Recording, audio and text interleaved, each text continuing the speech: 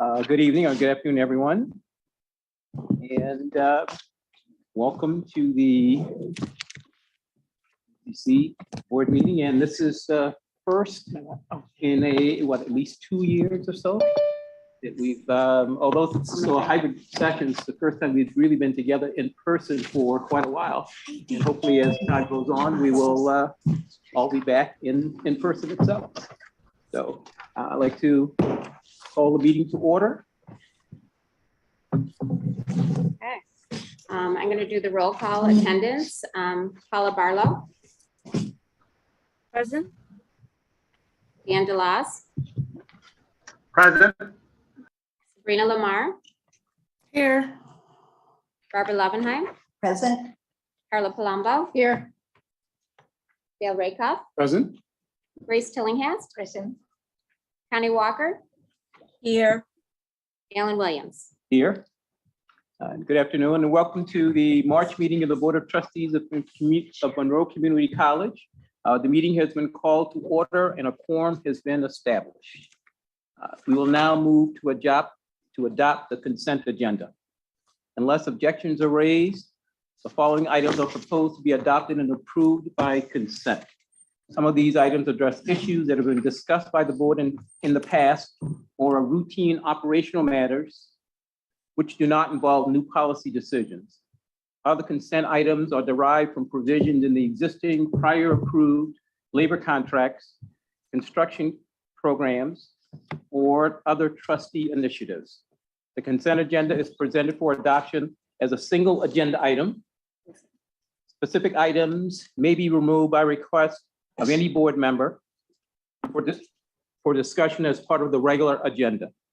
The remaining items should then be adopted as a single agenda. Board approval of the consent agenda is required.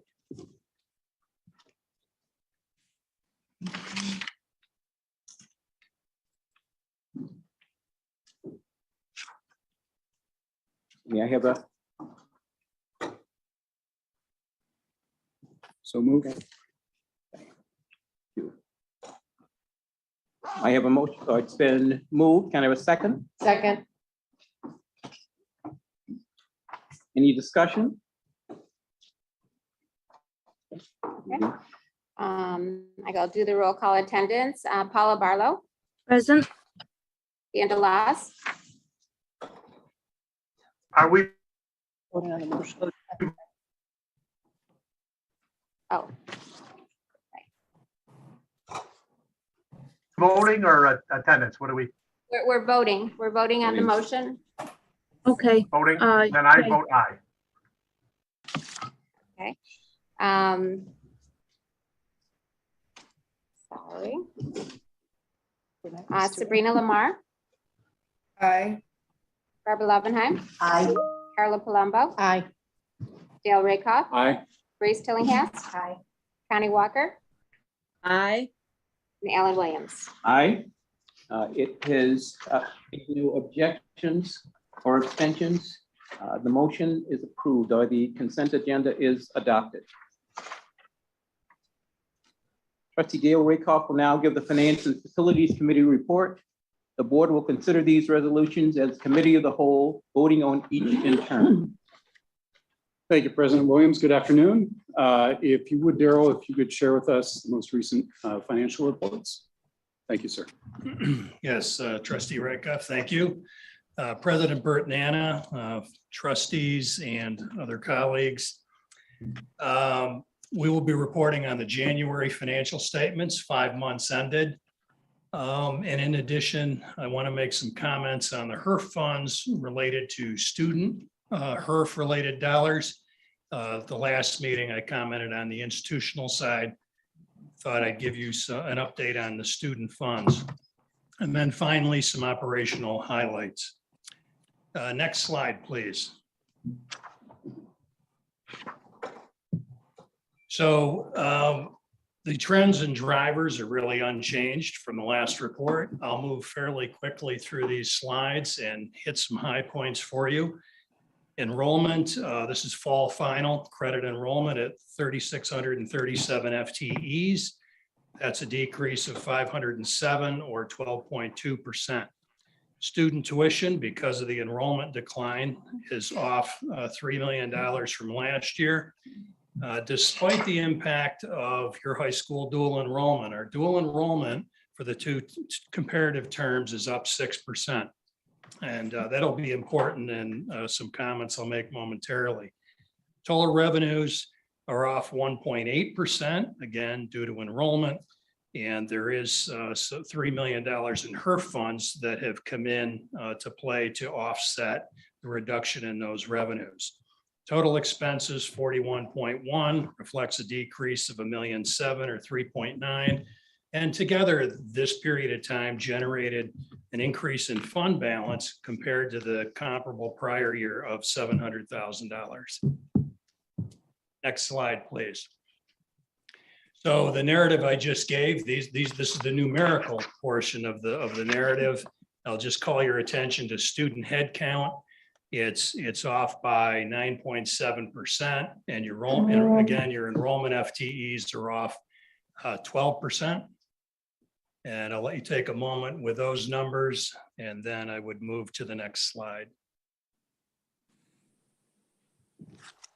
Okay, next slide, please. So this is a real milestone. So we achieved enrollment. Now we're talking about the budget. We've achieved enrollment of 3,637 state aidable FTEs. This is 100% of the budget. So we have not hit any terms budget on actual since fall 2016. So the first time in 5 years. And again, during that term, it was really your late starts and dual enrollment that pushed us over the edge. If you go back to 2012, no term had hit budget. And if you want to look at full year FTEs, it's not since 2009 and 10. We were in excess of budget in that year. That was our peak enrollment. We were in excess of budget by about 1,100 FTE. Then, of course, we bumped up budgets, and then we've been trying to match it up since then. The good news about this is we feel like we now have a floor. And this gives us the ability to have a better predictive models as we try to budget going forward. So this is a strong baseline for forecasting. And again, we may actually get to enrollment for the full year. We might hit budget. We're not ready to pronounce that yet. But a strong spring and summer, we could actually hit an FTE full year enrollment. Next slide, please. Again, the trend lines are what you've seen before. Here's tuition off 3 million, state aid is up. There's not a cut. Last year, the state cut us, and we also have a 98% funding floor supporting this year's numbers. Sponsor aid is up because of their increased contribution. And federal appropriation, it's simply timing. We've booked less year over year than we did the prior year. Next slide, please. Looking at favorable variances to the prior year, salaries and benefits. Salaries are driven mainly by vacancy, and in a similar way, benefits follow suit. We do see at this point in time, retiree health's a little higher. And actives are actually a little lower, but we now have the rates coming through January that'll start impacting those numbers. Contractual expenses are essentially flat, but there is about $400,000 year over year increase in utilities. So we now are face-to-face. That's driving a lot of the on-campus cost. And as you know, inflation is pushing numbers as well. Next slide, please. So including HERF, I mentioned this, fund balance we generated 15.8 million. It's an increase of 700. Now let me drill into that a little bit for you on the next slide. So one of the enhancements we made to the financial reports that you have in your packet was to break out the excluding HERF impact of the period, and also then what is the impact of federal appropriations or HERF funds, so that you can see it more clearly. Again, at the bottom of the first column, 15.8 million. That's your operating change for this period. But 12.8 of that is before we would put HERF in the mix. And if we compare that to the prior year, 11.5 in the prior year, we're actually better by $1.1 million. And that variance is our revenue is off by 400,000, but our expenses at this point are positive, less than the prior year by $1.7 million. You bring in the HERF funds, you then come down to the 15.8 versus the 15.1 in the prior year in total. And that gives you the increase of $700,000. So again, I hope this is helpful to you to kind of parse out what's going on with the fund balance. Can I ask a Yes. question about all this? Do you foresee that once we don't have the HERF type funding coming in, that we are going to have to use more fund balance? Yes, definitely. And what might that look like? I know we'll have more discussion at the budget retreat with the Right. board. Mhm. Yet, as we're looking at it right now, we have a line item, as you know, in this year's budget, 5.9 million for HERF funds. Mhm. We have 6 million in the 23 budget that we're developing now. If you didn't have the HERF funds, that 6 million would go down into the use of fund balance line. So that's the significance, and that's why we continue to talk about segregating the dollars and talk about the structural deficit, because in effect, that's your structural deficit. Mhm. Okay, thank you. Next slide, please. So expenses for wages, if we look for the whole year, I would anticipate that wages for this complete year will be lower than the prior year. Having said that, where are we currently? Currently, expenses are down 3.9%. Wages and benefits, as I've commented, are both down. Contractual expenses are down by 9.5%. However, you're just now getting into the rate increase for active health insurance. That was 18% on January 1. And we have some timing differences in contractual expenses, but the trend line in utilities, maintenance and supplies costs are trending up. And that's because we're face to face this year. And you, of course, have inflation. So we will, when we're done, we will spend more money this year than we did last year. Because of that, we still will be under budget on the expense side. And again, it's going to depend, the actual increase the fund balance or use of fund balance will depend on how much HERF funds we actually record for the year. Next slide, please. So this is your student HERF funds awarded. And so this is the array, the tranches, if you will, the CARES Act, HERFs 1, HERF 2, the CRSA, which is the Coronavirus Response and Relief Supplemental Appropriations Act. We then have some supplemental aid in the 4.7 million SAHE, which is Supplemental Assistance for Institutions of Higher Ed.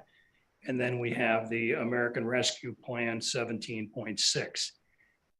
So these were awarded to the college, 31.5. And again, they're driven by a plan for distribution that we submitted to the Department of Education. And they're basically emergency grants to students, largely determined by Pell recipients and what the expected family contribution is to those students. Next slide, please. So through January, we had provided funding of $18 million to almost 15,000 students. That's an average award of a little over $1,200 per student. What is significant is the impact on persistence. Our students staying in school, moving from one term to the next term. In spring 2020, we distributed $3.5 million. And the persistence rate to those students was 68.7% versus 54.5% for non-recipients. So you could say we had a lift of 14.2% for that cohort. So the HERF funds are making a difference. Fall 21, we distributed 8.9 million to 5,235 students. Again, we saw a lift, not quite as high, 5.1% from fall 21 to spring 22, about 270 students. So the HERF funds direct to students are making a difference in those students staying in school. Next slide, please. Daryl, on those, Yes. for the disbursements to the students, was there an expectation or requirement that the students, for those funds, they would apply them to their either books, tuition, related to the college? Yeah, I'm not certain of those provisions that they had to pay for that in that way, but they were just distributions to the students. So I believe they could pay to support all their needs, and that was what the government was trying to do. So it'd be tuition, books, it might be living expenses. Okay. Yep. So next slide, please. So the remainder to be distributed is $13.5 million through these programs. I do know that we distributed the SAHE funds, the 4.7. We just distributed about $2 million in funds like last week. We will expect to distribute the remainder of the HERF 2 and a good chunk of the HERF 3 in March. There is also some additional supplemental funding we're applying for. It's called Supplemental Support Under the American Rescue Plan, SARP. And this will be based again on Pell. We don't know the numbers yet, but say somewhere around $2 million. The benefit to this pool of money will be 50% of it will go to the student pool, 50% will go to the institutional pool. That may allow us from the institutional side to distribute funds more broadly than to the Pell recipients. So again, it gives us some flexibility. That application will be going in the next couple of weeks. And again, do these funds come directly to the college, or do they go from Washington to Albany and then to the college? Or how They're does it- awarded to the college, Okay, and then based on our plan, we distribute those and we report to the federal government. and I take it there, I think somewhere there was a provision that the state couldn't offset the funding to the college based on what we got from Albany, correct? Or, I'm not sure if there was a specific provision. There's been conversations on that because you can imagine as the state's trying to move their money around, Right. they think of doing those things sometimes. okay. Not all the time. Not all the time. Okay. Next slide, please. So to operational highlights. We had a New York State fire inspection in January. This is an annual inspection. We had, we have over 2 million square feet that we manage and multiple buildings. We had 3 violations. One in MCC buildings, it was a light out in one of the exit signs. And then we had 2 minor violations in the res halls. So this is an incredible, frankly, and we've been on single digits at the college since 2016, other than 2018 when they first came through this campus, and the violations were really had to do with the unfinished space, and those have been remedied, but that ticked us up in 2018. So this is a great report, and we continue to work on that. SUNY system-wide print. This is an initiative. We call it managed print. And this is all about, it's a financial savings, $350,000 a year perhaps. And it's really about being environmentally conscious. We will reduce the number of printers on campus. We will no longer have desktop printers, for example, so you're reducing energy costs, toner costs, and so on. And instead, we'll have printers in certain areas of the college, and we'll share those printers.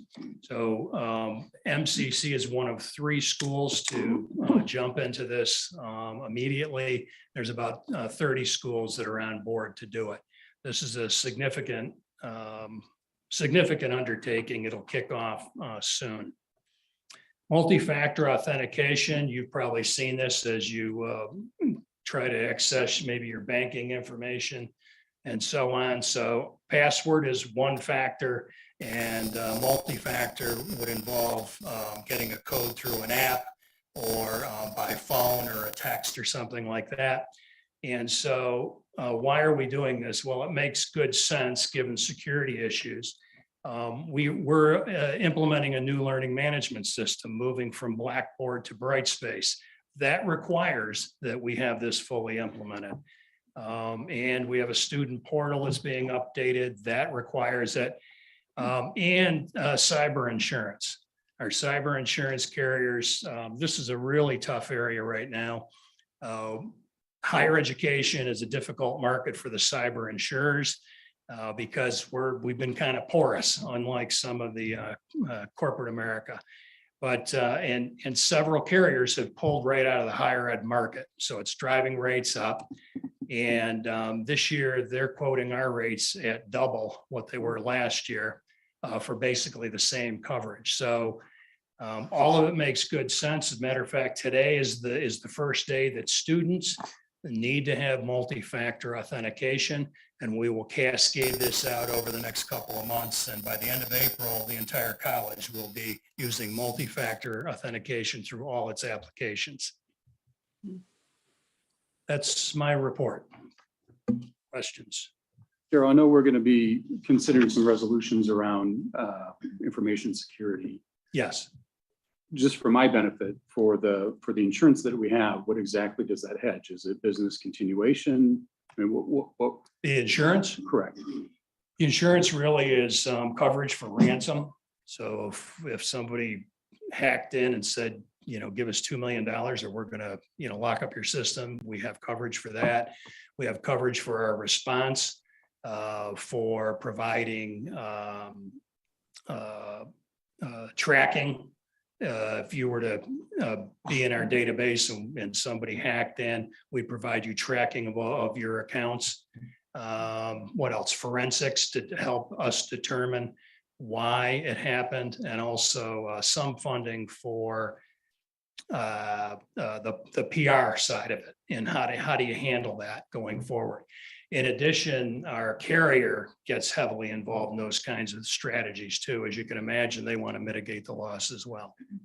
And so I'm jumping ahead a little bit when we get to those policies, but I assume, what is the typical structure of incident response?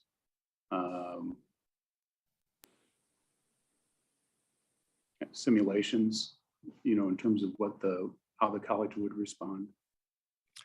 Yeah, we have a plan for that, and have actually had we had a tabletop, and what CIO Worley has done is work closely with Gray Castle, their security firm, and we've really built out a whole portfolio for looking at risk in that area. Part of that was to have the representative from Gray Castle participate in a tabletop with us and walk us through the plan. And having walked through the plan, we now are tweaking the plan and, where we saw there were gaps and so on. And then we'll hold another tabletop with the plan, and we'll make it a little more interesting at that time. It'll be a ransomware attack. It won't be working through a plan. It'll be something significant that then we can react to. Okay, thank you for clarifying. In terms of the rates, is it experience? Is it based on experience, or is it whatever the market will bear? It's really driven by the market right now.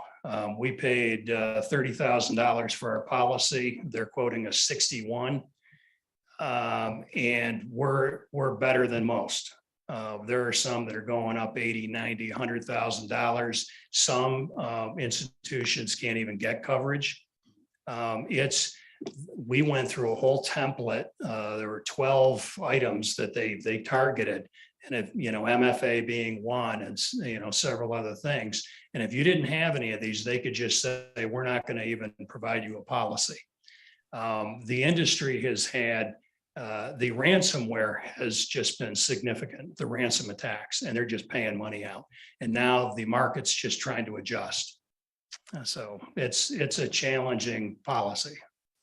At some point, we may want to say, do we just get a stop loss policy and we will retain, say, $200,000 or $250,000 a year if something happens, say on ransom, and then we would simply get a policy to cover us for that catastrophic. It's like a high deductible plan for cyber. Any other questions for Daryl? Okay, Thank you, sir. So with that, let's move to the first resolution. Resolved that the Board of Trustees of Monroe Community College accepts the interim financial report as of January 31, 2022, found in attachment 1. Trustees may have a motion to approve the financial report as detailed in attachment 1. So moved. So moved. Second? Second. Thank you. Any discussion? We'll move to a roll call vote then. All in favor, Trustee Paula Barlow. Seems to be frozen. Paula?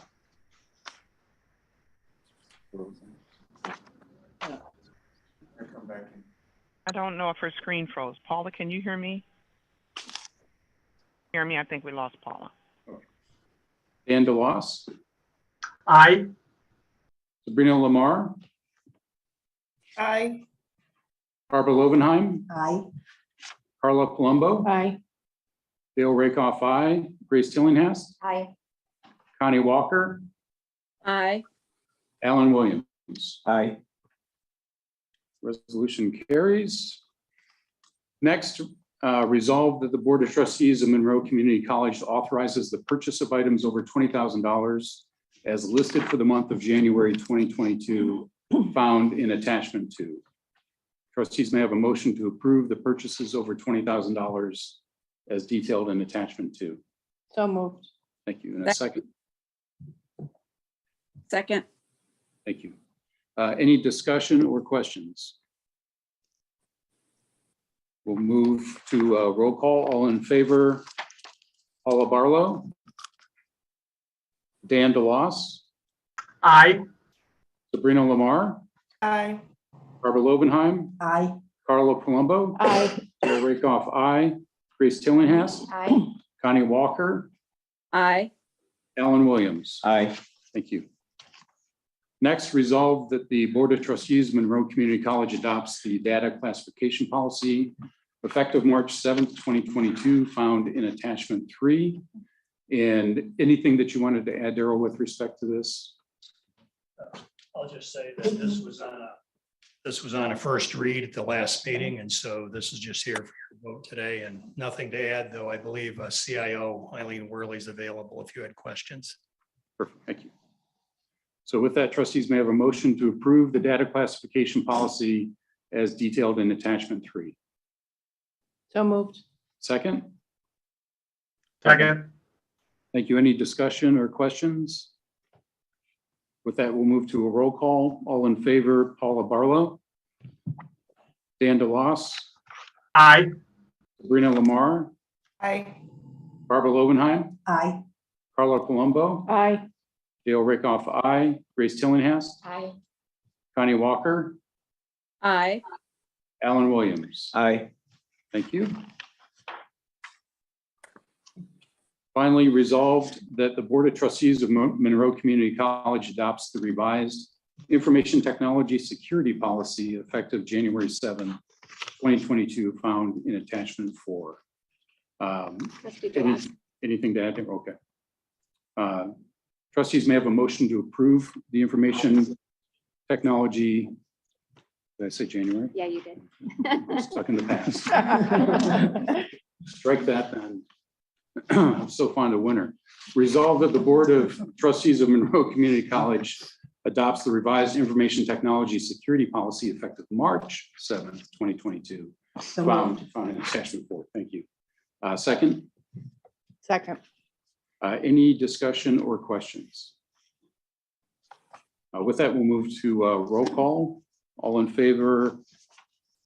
Paula Barlow? Dan DeLoss? Aye. Sabrina Lamar? Aye. Barbara Lobenheim? Aye. Carla Palumbo? Aye. Dale Rakoff, aye. Grace Tillinghast? Aye.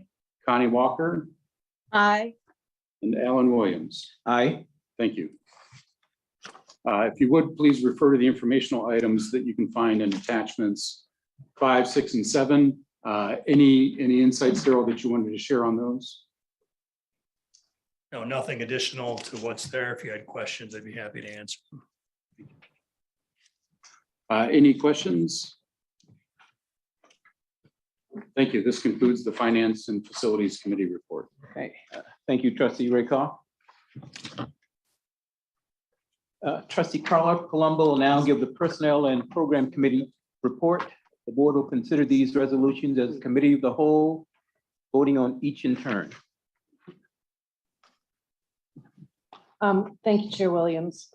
Resolved that the Board of Trustees of Monroe Community College approves the continuation of the appointment of Kristen M. Sine-Kins as the Acting Vice President, Economic Development, Workforce and Career Technical Education, effective March 1st, 2022, until the position is filled on a permanent basis. Ms. Sine-Kins will receive a monthly stipend of $3,250 for each month that she serves in that role. Trustees may have a motion to approve the continuation of the appointment of Kristen Sine-Kins. So moved. Is there moved in seconded? All in favor, I will do a roll call vote. Trustee Barlow. I think she's back. Trustee Dan DeLoss. Aye. Trustee Sabrina Lamar. Aye. Trustee Barbara Lobenheim. Aye. Carla Palumbo, I say aye. Trustee Dale Rakoff. Aye. Trustee Grace Tillinghast. Aye. Trustee Connie Walker. Aye. And Chair Williams. Aye. Any opposed? Seeing none, the motion is approved. Next, resolved that the Board of Trustees of Monroe Community College approves the appointment of Chris Pirro as Interim Director of Public Safety Administrative Services effective March 7th, 2022, until the position is filled on a permanent basis, or March 6th, 2023, whichever is earlier. Mr. Pirro will receive an annual salary of $100,000 while serving in this role. Trustees may have a motion to approve the appointment of Chris Pirro. So moved. Is there a second? Second. Thank you. Moved and seconded. I will, any discussion? Well, Carla, if I may, I wasn't aware that we had a change. I don't know if it's, should be the subject of this meeting or not, but I just wasn't aware of this. Kim Mabry, could you comment? Can we comment on this at any? Okay, We would need to go into executive session, trustees, and we're happy to do so, to have that conversation before you vote on that particular item, if that's preferred. so we can, I think we can hold this item then and go into executive session at the end. Okay. We'll remember that, right? Okay. Next is resolved that the Board of Trustees of Monroe Community College approves the early retirement incentive for the following individual in accordance with Article 50 of the contractual agreement between Monroe Community College and the Faculty Association. It's Susan Guntner, Liberty Partnerships. The date of retirement is August 31st, 2022. Trustees may have a motion to approve the early retirement incentive for Susan Guntner. So moved. It's been moved, it's been seconded. Is there any discussion? Seeing none, all in favor, I will call the roll call. Trustee Barlow. Trustee. Oh. Are you there? Yes. Okay, thank you. Trustee Dan DeLoss. Oh man, Dan freeze now. I love it. Trustee DeLoss, are you able to hear me? Trustee DeLoss, can you hear me? I think he's I frozen. think he's frozen. Uh-oh. He just unmuted. I again. I Okay. can't Okay. hear you. Can you hear me? We hear you now. We hear you now. Okay, Yeah. trustee, Can you hear me? we can hear you. Trustee Sabrina Lamar. Aye. Trustee Barbara Lobenheim. Aye. Carla Palumbo, I say aye. Trustee Del Rickoff. Aye. Trustee Grace Tillingast. Aye. Trustee Connie Walker. Aye. And Chair Alan Williams. Aye. Any opposed? Seeing none, the motion carries. Yes, resolved that the Board of Trustees of Monroe Community College approves the reappointment of a non-contract professional staff, faculty, and technical assistants advisors as listed at the ranks and titles indicated for 2022-2023 academic year, or for 12-month employees beginning September 1st, 2022 and ending August 31st, 2023. These reappointments are found in attachment 8. Trustees, may I have a motion to approve the reappointments as detailed in attachment 8? So moved. Been moved and seconded. Are there any discussions, any questions? Seeing none, I will call a roll call vote. All in favor, trustee Paula Barlow, Yay. trustee Dan DeLoss, Aye. trustee Sabrina Lamar, Aye. trustee Barbara Lobenheim. Aye. Carla Palumbo, I say aye. Trustee Del Rickoff, Aye. trustee Grace Tillingast, Aye. trustee Connie Walker, Aye. Chair Alan Williams. Aye. Any opposed? Seeing none, that motion carries. And resolved that the Board of Trustees of Monroe Community College approves the promotion of associate professors, assistant professors, and instructors effective September 1st, 2022. I will now read the names. And I'll apologize in advance if I mess up people's names. I'll try. From associate professor to professor, Linda Carson, Department of Mathematics. Renee Domino, Essel, Transition Studies. William Dunning, English Philosophy. Tracy Graney, Biology. Laura Penman, Biology. Scott Rudd, English Philosophy. Rita Strabhar, World Languages and Cultures. Elizabeth Zion Stratton, Nursing. From assistant professor to associate professor. Laura Bond, Mathematics. Richard Costanza, Education and Human Services. Claudio DeMarco, Mathematics. Rebecca Griffin, Hospitality. Aaron Strobel, Biology. From instructor to assistant professor, Ben Yan Win, Information and Computer Technologies. April Daniels, Essel Transition Studies. Candy Schaefer, Information and Computer Technologies. Eric Strong, Applied Technologies. Trustees, may I have a motion to approve the promotion of associate professors, assistant professors, and instructors? So moved. It's been moved, it's been seconded. Any discussion? Just congratulations and well deserved. Good job. Awesome. All in favor, I will now call the roll call vote. Trustee Paula Barlow, Aye. trustee Dan DeLoss,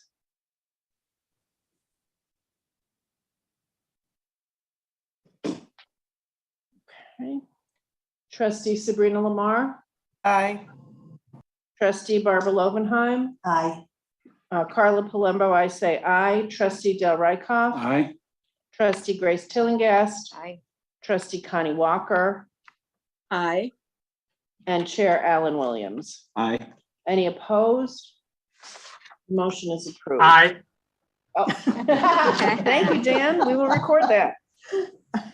Other than the item that we will address in executive session, if there are no other questions, Seeing none, this concludes the Personnel and Programs Committee report. Thank you, trustee Palumbo. Thank you. Board of Trustees, whereas John L. Bartolotta is recognized as a champion for public higher education in the state of New York, as demonstrated by his commitment to the success of Monroe Community College and the Monroe Community College Foundation for the past 4 decades. And whereas John L. Bartolotta, a business and community leader, has generously contributed his time, significant experience, and acumen as a member of the Monroe Community College Board of Trustees since July 2008. And whereas John L. Bartolotta distinguished leadership and outstanding service to benefit students has been recognized by the New York Community College Trustees, Inc. and the State University of New York through his receipt of the Marvin A. Rapp Award for Distinguished Trustee Service in 2012 and the Donald L. Marwini Jr. Trustee Leadership Award in 2021, respectively. And whereas John L. Bartolotta wholeheartedly believes in the support and supports MCC's mission to provide access to affordable academic and training programs, lead excellence and innovation in higher education, inspire diverse students to transform their lives and communities, drive regional economic development and global engagement and understanding. And whereas John L. Bartolotta has helped secure and reinforce MCC's position among the most innovative community colleges in the nation and reputation as a model to sister institutions across New York State, now therefore be it resolved that we, the members of the Monroe Community College Board of Trustees, hereby express our sincere appreciation to John L. Bartolotta, an unwavering advocate for public higher education and a respected leader, for his dedication to Monroe Community College, its employees, and most especially the diverse students whom we proudly serve, and be it further resolved that John L. Bartolotta has had a significant and admirable impact on the college's inspiring success stories and its ability to serve Greater Rochester, Monroe County, and the Finger Lakes region. May he be hereafter recognized as an honorary trustee of Monroe Community College on this, the 7th day of March, 2022. Wow, thank you.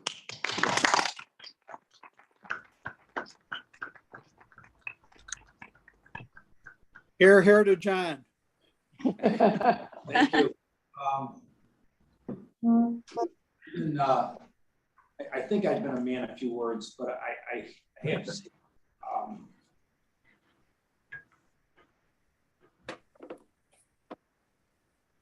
if I get through this, I think I'll say it. But anyway, I am privileged and proud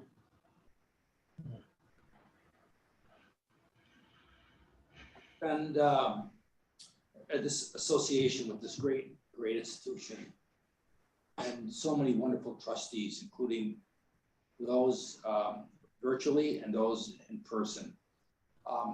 You know, MCC has meant more to me than anything. It's very difficult to, it's very difficult to put into words, but I will say this, as I look back on the progress that this college has made, the hard work and dedication of the trustees, faculty, the management, the presidents, it's been phenomenal, and everybody should be proud with their association with this college. And to be awarded this honor will allow me to, you know, keep my oar in the water as it relates to the college and their activities. That in and of itself is an honor. And I just want to say thank you for the privilege. I still look forward to attending the meetings, and Thank you very, very much for this honor. Well, thank you, John. I mean, thank you for your service. Appreciate it. Sure. I just want to add, John, personally, that I appreciate all your support when I was chair and we were going through some challenging times. You were wonderful, and I could always look to you as a mentor and someone who could help me, and you certainly came through every time. Thank you, Barbara. So thank you, John. Thank you. Trustee Barlotta. Yes, Dr. You know, you are the type of trustee that any president dreams of serving under. You know, I tell you all, you're my bosses, but I say that very proudly. You know, we haven't had the opportunity to interact as much as I would have found the joy in doing so. But the very first time that you took time to come into my office, when I first joined the institution and we sat down to talk, the sincerity, the genuineness of your heartfelt love for this institution that I also love, that I know the people around this Zoom call and in the audience and online, and they're at the table with you, we all share. It exudes through you, and it also through the work of our foundation. In so many ways, you have positively impacted MCC students. So we recognize you and thank you. And I'm so glad that we get to hang on to you just like we do Rich Warsoff by having you as an honorary trustee. Rich is my mentor as well. Thank you. Yes, thank you, Doctor. I appreciate that. And you know, it's just wonderful to be associated with a great institution. I'm very, very proud of the school. I'm very proud of everything that we're doing with not only the community, but more specifically to our our students. So, but yeah, I am lost for words, although I did make my point of how much I care of you. Thank you, John. Thank you. Thank you. I think another round of Thank you.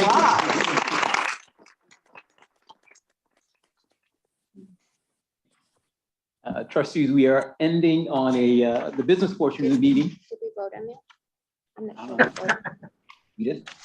Oh, all right. May I have a motion? So moved. Second. Second. Everybody should second that. Any discussion? Wait, a roll call. So Thank all you. in favor, I'll do a roll call attendance. Trustee Barlow, Aye. trustee Dandelas, Aye. trustee Sabrina Lamar, Aye. trustee Barbara Lovenheim, Aye.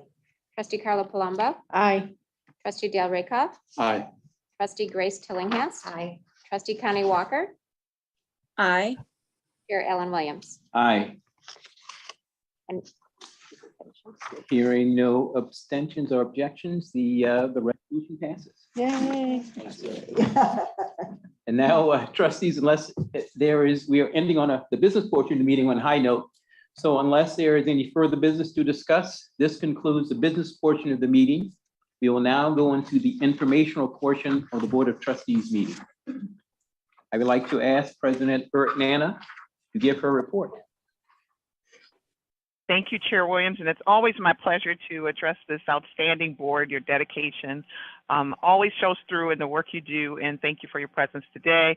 So appreciative of all of your exemplary service, not only to our college, but when you serve our college, just like we're serving our community. And MCC students are the greatest benefactors of the investment of your time and talent. So thank each of you, our trustees.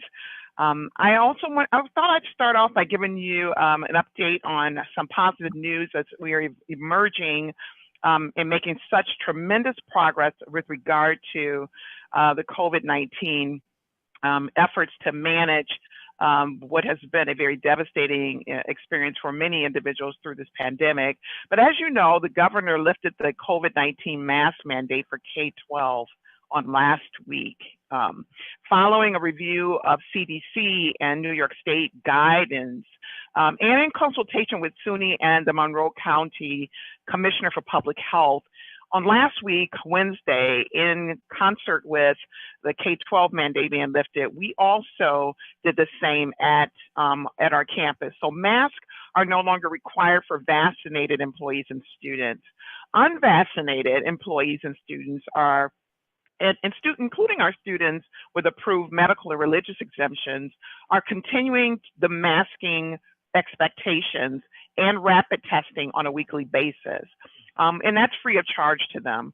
I hope you will join me in celebrating the tremendous display of individual and collective responsibility that MCC employees and students have displayed throughout this global pandemic to keep MCC, in the words of our Monroe County Commissioner for Public Health, among the safest places in Monroe County.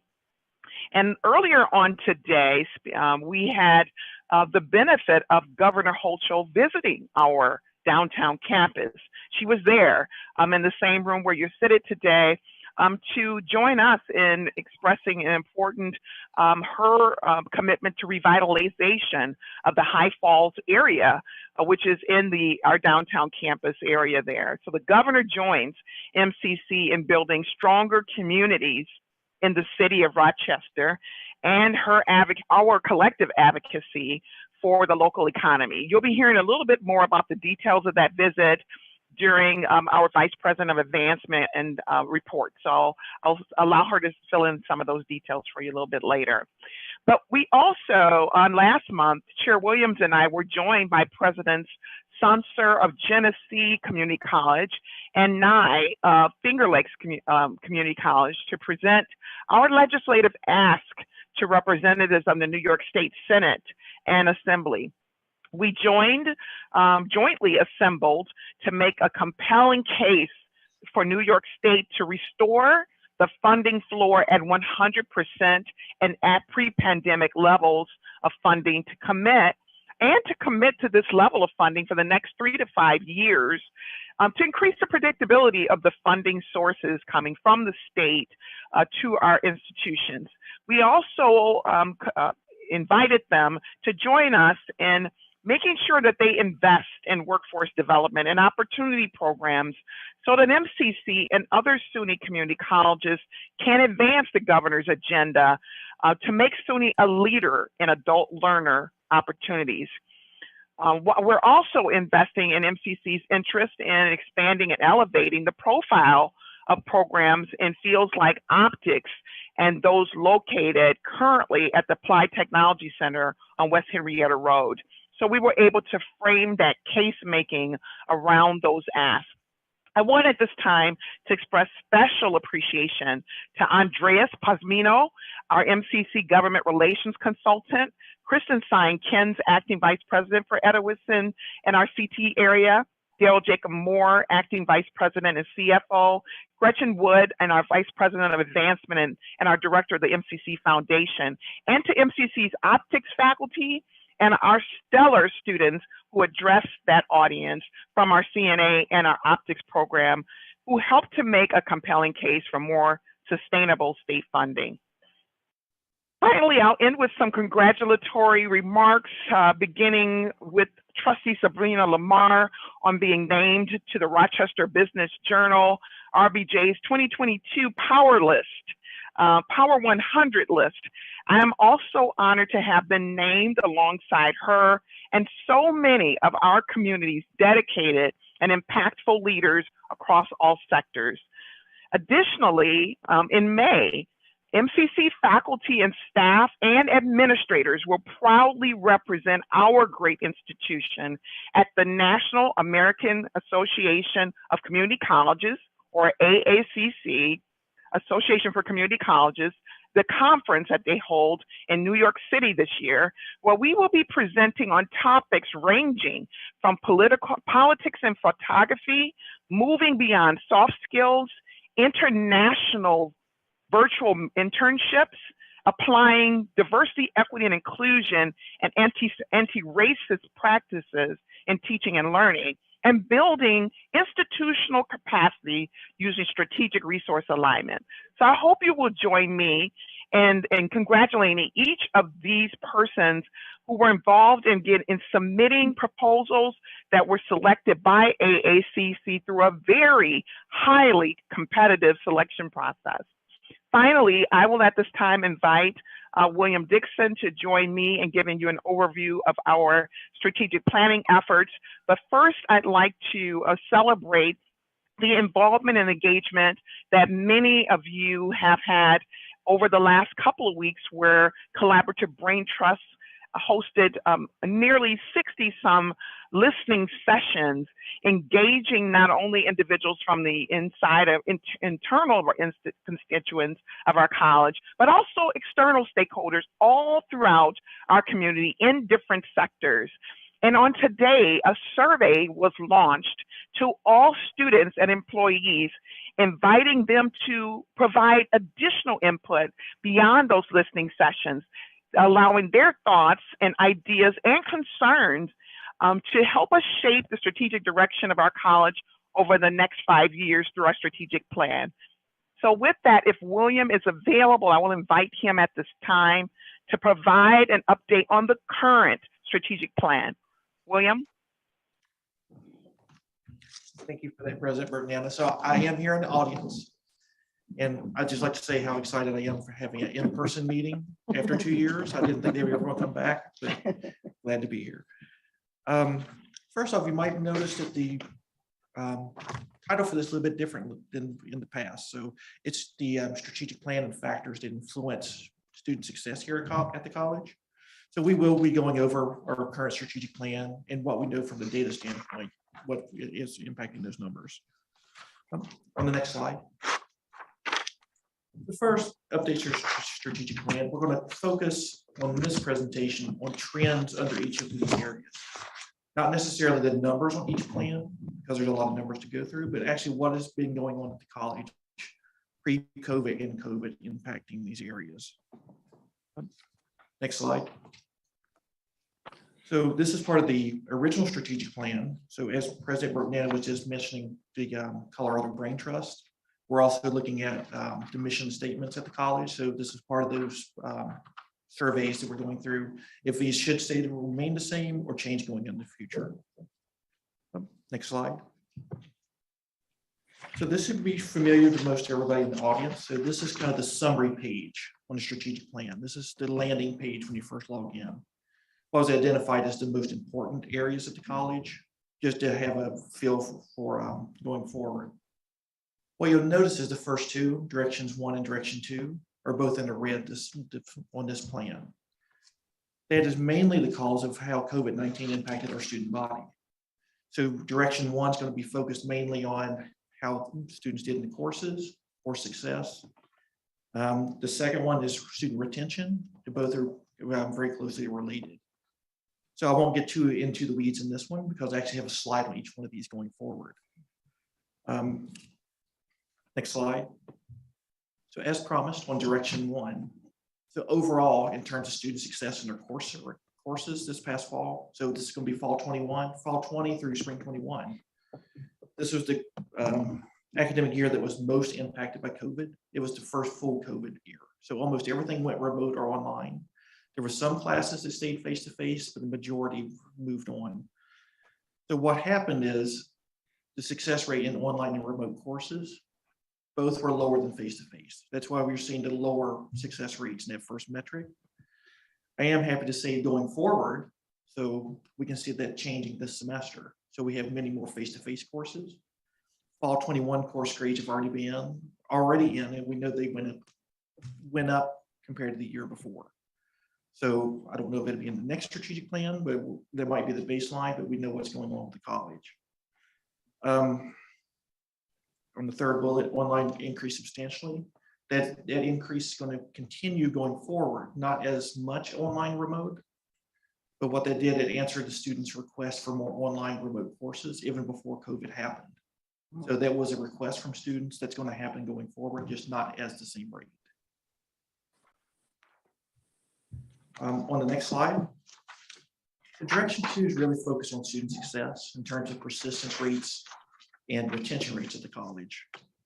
And generally, as you can see before, because of the drop in student course success, we see a drop in student persistence retention also.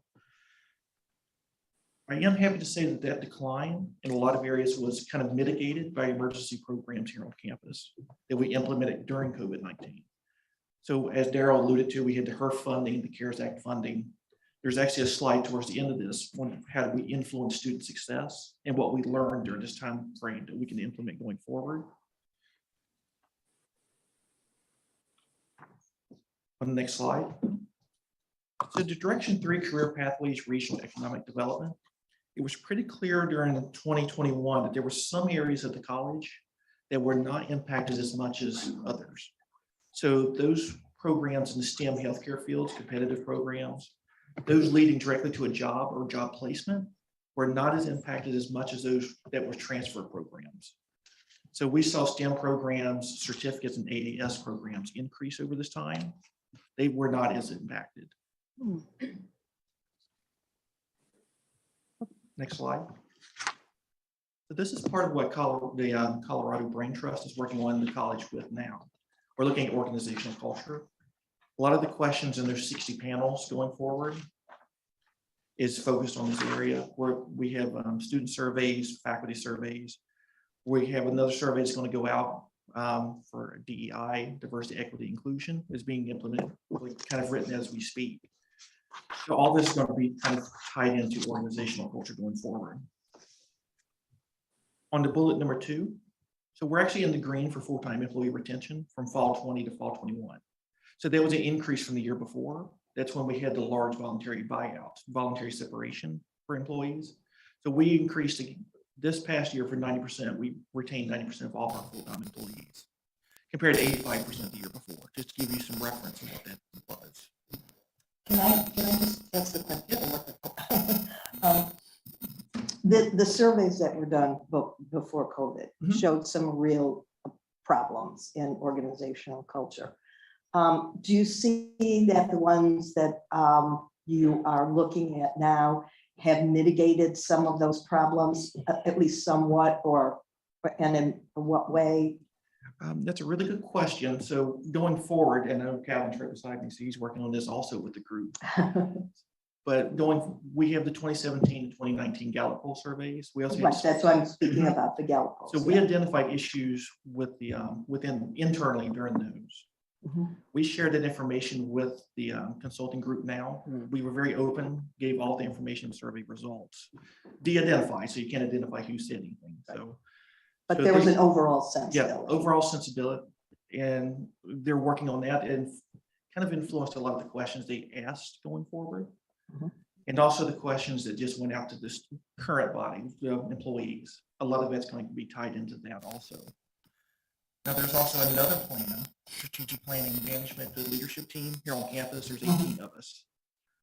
And we're looking at that kind of individually. So we're looking at really the mission and the core values of the college. So some of that's going to be tied in, like how do those results, what is the core value of the college? How would we measure that going forward? So those results from 17-19 are really going through all this, everything that we're working on right now. They're really kind of showing up in all the areas. Okay, so those earlier ones are kind of motivating what we're looking at now as a college, and to see what we need to change and how we need to change it. Because we're on those results, we have to do something to mitigate those going forward. Yeah. Thank you. Any other questions? On the next slide, it's institutional effectiveness. A lot of this has to do with the financial statements. So there was a drop in the student to faculty ratio. It went to 19-1. We actually want to see that go the other direction. Why that went down this past year. So this is looking at fall 20 and spring 21. So the student headcount went down during that time frame. We know we have fewer faculty this semester. This semester is always a lagging metric. So next year we'll see a 20-21 student faculty ratio. It's always 1 year behind for that. And the fund balance, it's on the very first sheet. You'll see a lot of the CARES Act funding. So it shows where the fund balance is really high this coming up here. It's not something we plan on going forward. Next slide.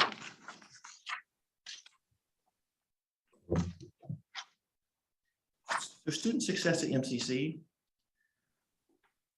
there was at least 5 different committees right now named Student Success Committee on campus. I'd like to say this isn't done in a vacuum. This data is being used across campus. It's not something we report and it's never used. It's used everywhere on campus. It's just not always seen. So next slide, the factors. Oh, next slide. So factors that influence student success at MCC. We literally have decades of information on this. So when a research request comes into our, it's usually focused on what is working at the college, what can we do better, or continuous improvement. So that's really one of the sole functions of my office. We have multiple systems in place that actually track these automatically. So I know probably heard about the Civitas system. We have in institutional research, we have our own data mark. So we're monitor student success retention on a semester basis by student demographic, socioeconomic, zip code. So all that's been automated in our area. Survey research on why students leave MCC. This is probably one of the most important areas that we've done pre-COVID and COVID. So before COVID happened, we contracted out with Center for Government Research to see why students left MCC and why they applied, accepted, and didn't show up to MCC. And what came out resoundingly was students wanted to be here. They couldn't afford to be here. So it was one of the, going forward, I was like, well, how do you actually use that information to change things? So one of the pillars of change. So it's going to be in the presentation.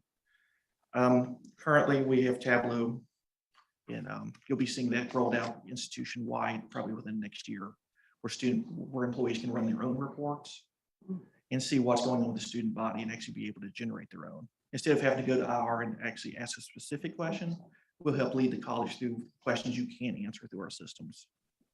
May I ask a question? On they couldn't afford to attend, was that tuition because there's a lot of tuition assistance, or was that they can't afford to not work and attend? Do you have the nuance of why they couldn't afford to attend? We do with COVID because Mary and Mario in my office, we sent a survey to all the students who left the college pre and post COVID to see why they didn't come back or what areas was going on. So those that couldn't afford, it was financial aid related. A lot of it was their work schedule or jobs changed. Got it. Okay. So it was outside kind of life events, Yeah. which gives us problems internally because how do you advise against that? So it's something outside of the student's control. Right. Okay, thank you. Well, thank you. And next slide.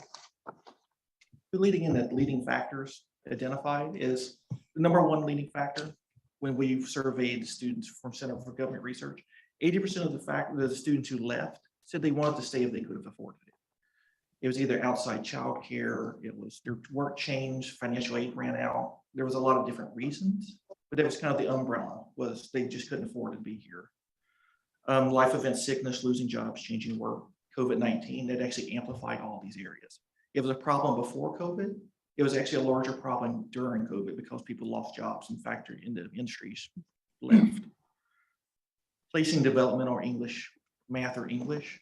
So one of the largest risk factors that we know when you come into the college is where you place on your first day.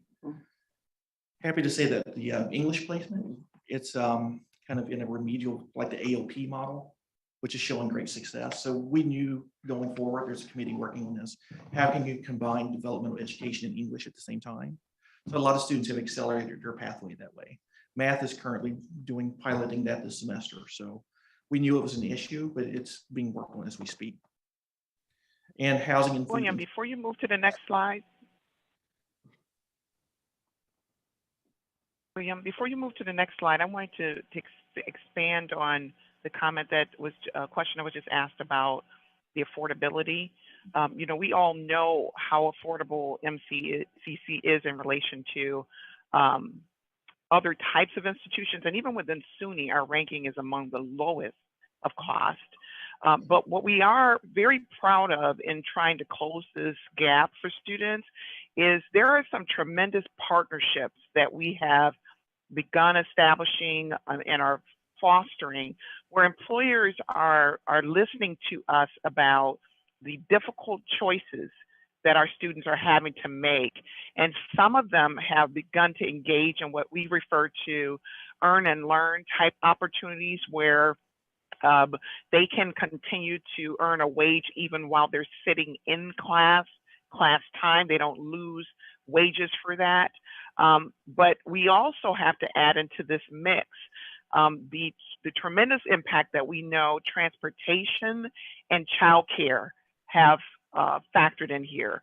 So we have the basic necessities that individuals are having to choose from. When we talk about sickness, we're also talking about our non-traditional student population who proudly take care of members of their families, extended members of their family as well. So I know that this is also of interest to our stellar foundation of donors throughout our community, and looking at ways that we can find how to supplement and help students not have to make some of those difficult choices between, do I go to work or do I gain an education? How about we help them do both and raise themselves and lift themselves in generations that follow? Thank you, William. Thank you. And I just want to touch on one final bullet on this slide. So this is a statistic I usually give in presentations. I get some gas usually by faculty. It's kind of knowing your student body. So housing and food insecurity. We're a partner with the Hope Survey, the Hope Institute. So we survey our students to see what kind of food and housing, like student needs they have. So if the last survey, so 2 out of 3, 66% of your students in the last year had trouble buying housing or paying their rent. And that's of the student body. So if the 10,000 student body, you have about 6,600 students who would have indicated they had trouble with one of those 2 areas within the last year. So we have tremendous programs on campus, and they're all great. They actually show impactfulness. It's just having something at that scale is difficult to handle. I have a question. This is Trustee Walker regarding placement in developmental math or English courses. Do you collect information with respect to demographics as well? So for the placement, when a student is placed, we collect we collect demographic information, where the student's from, their high school, socioeconomic, what kind of financial aid packages. So it's really anything in the banner system we merge with that student record. So we are collecting that and tracking that going forward. So we can break that apart if somebody wants, and we have actually quite a few research projects on, is there a difference in placements with like different student groups on campus? Mm-hmm. And to that answer, there actually is some like stark differences. It's zip codes where the students' high schools are. We can see placements when they come in. Thank you. Well, on the next slide. So this kind of tries to answer of what works for our students on campus. So at last count, we had 89 different initiatives that we've actually evaluated on campus to see not only did they work, but for what student groups did they work for. And the ones that had the most impact kind of fall within one of 3 areas. I like to call these the 3 areas of student success, the 3 columns. If you're going to do one thing and have the largest impact, it would be in one of these 3 areas. You either provide financial assistance, you make it somehow more affordable to come to the college. We see that repeatedly, time after time. You find a way to have students receive help in courses. That means the learning centers, either face-to-face or online, you have to get a student to actually go for help for a course. Or you meet with an advisor. Now, meet with an advisor is actually kind of, I might say the word is common sense, but it's actually not. Because if you track of who meeting with an advisor works for on campus, it's actually 5 times more impactful for students at the most risk to meet with their advisor. So they would show a 15% increase in persistence versus 3% for your best student. It's in terms of persistence. So it's really a reallocation of, you can't meet with everybody. Who should you be meeting with to actually increase retention rates? And on the next slide, this is kind of the last slide. It's a summary of what our consultants have recommended and what we've really done going forward, because a lot of this we've already implemented. So the first one with the recommended streamlining the application process for emergency programs and assistance. I'm happy to say we're actually working on that right now at the college. So it's going under one umbrella. So we're streamlining that process. Increase financial literacy and help students find scholarships and grants. Again, that's part of the streamlined process. Expanding computer lab, library, and learning center hours. We had to do that in response to COVID. So we expanded it not only face-to-face, but online. So it's a large online presence now. So students can go wherever they want and increase debt forgiveness. So part of the HERF funding actually went for debt forgiveness, and we saw a lift in persistence for that student group. They would have not come to the college without that debt forgiveness. So that's one of the things we were recommended to do, and we started doing it with HERF, and we can prove that that worked. And question, does your emergency assistance application connect students with some of the providers in the community that can provide that? Or is this just emergency assistance from the college? So I think we do both. Okay, So with the application, if a student was to come to somebody for emergency assistance or Dream Keepers, they would have one application under the new policy. They would go, they would meet with somebody. If we could handle it internally, I feel like that is the policy. If not, we would refer them to 211 for outside resources. okay, 211, okay, that's fine. So I'm just thinking, you know, I have my legal services hat on for a minute, because I'm thinking housing insecurity, food insecurity, is a lot of stuff that the legal service providers can help with, but if they get to 211, they can get to us, so that's good. That's the next data set we're working on, is who's going to 211 and what they're asking for Yep. that service. Is this presentation, any questions? Or? Yeah, William, if I could, two questions. So on the Learning First objective, do you look at that with a control group of CDOS degrees versus non-CDOS degrees? On the first one, the direction one, so we're looking at all students who enroll first time full-time. They're first time full-time, so they're entering cohort. How many of its cohort receives math, English in their first semester, and their completion rate of all courses? But you have the ability to differentiate. Yes. Have you done that? We have done it internally of who's actually getting through the courses faster than others. So that is something we have multiple reports on.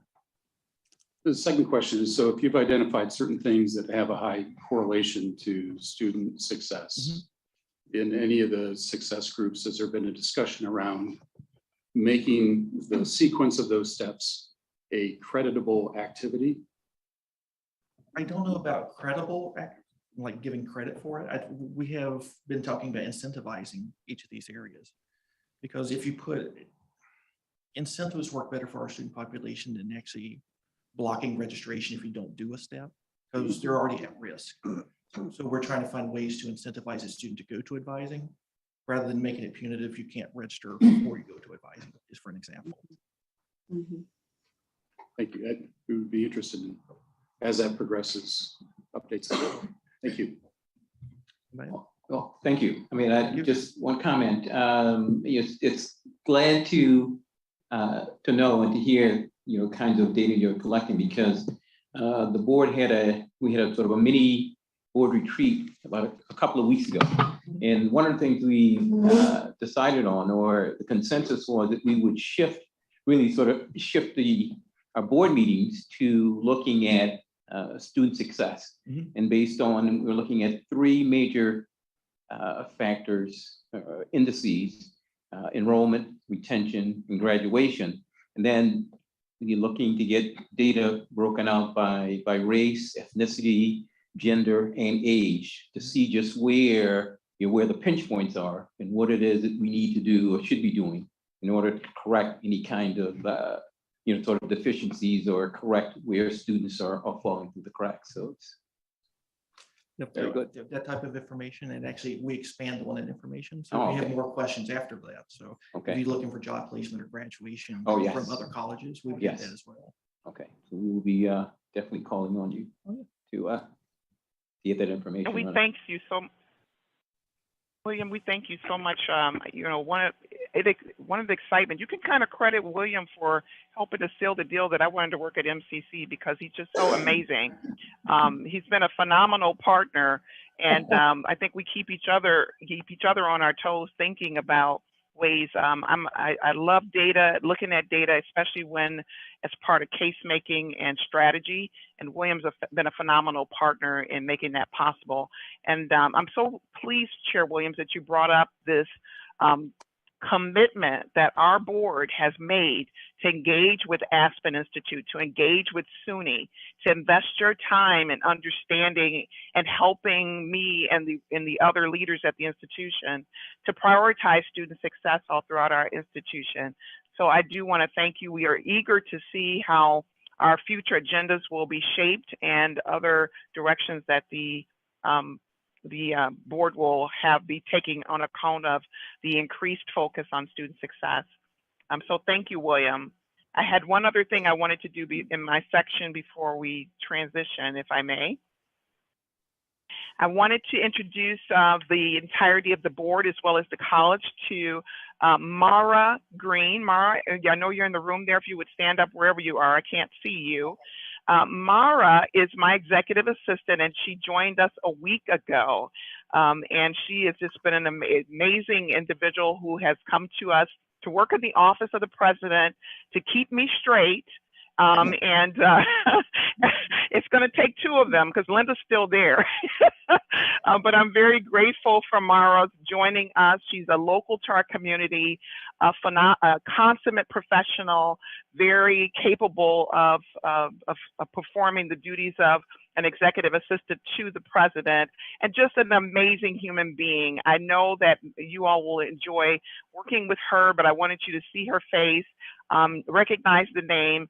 Please update your distribution lists and everything else to make sure that we are inclusive of Mara as she's trying her very best to help me. Mara, I don't know if you want to come up to the microphone, if there's anything that you would like to say to address the board, but we hope that the college community and the board could hear from you.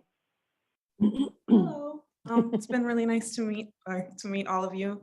I just wanted to say I'm really excited and I appreciate the opportunity to serve the college mission through my role. I've been working with Linda and learning a lot from her, and I look forward to continue working with her to support the president's office. And if there is a need to reach the president, please reach out to me through Linda, and I look forward to working with all of you. Welcome. Thank you. Welcome. Thank you. Welcome. Welcome. Thank you, Mara. Chair Williams, are there any other questions or comments that you would like to, you or other members of the trustees would like to address to me in this section? If not, I'll yield. Any other? Nope. Trustees? No. Nope. No, we don't. Thank you, Dr. Burton Anna, and thank you, William. I will now ask the cabinet members to give their reports. The first of whom is Dr. Calvin Gant.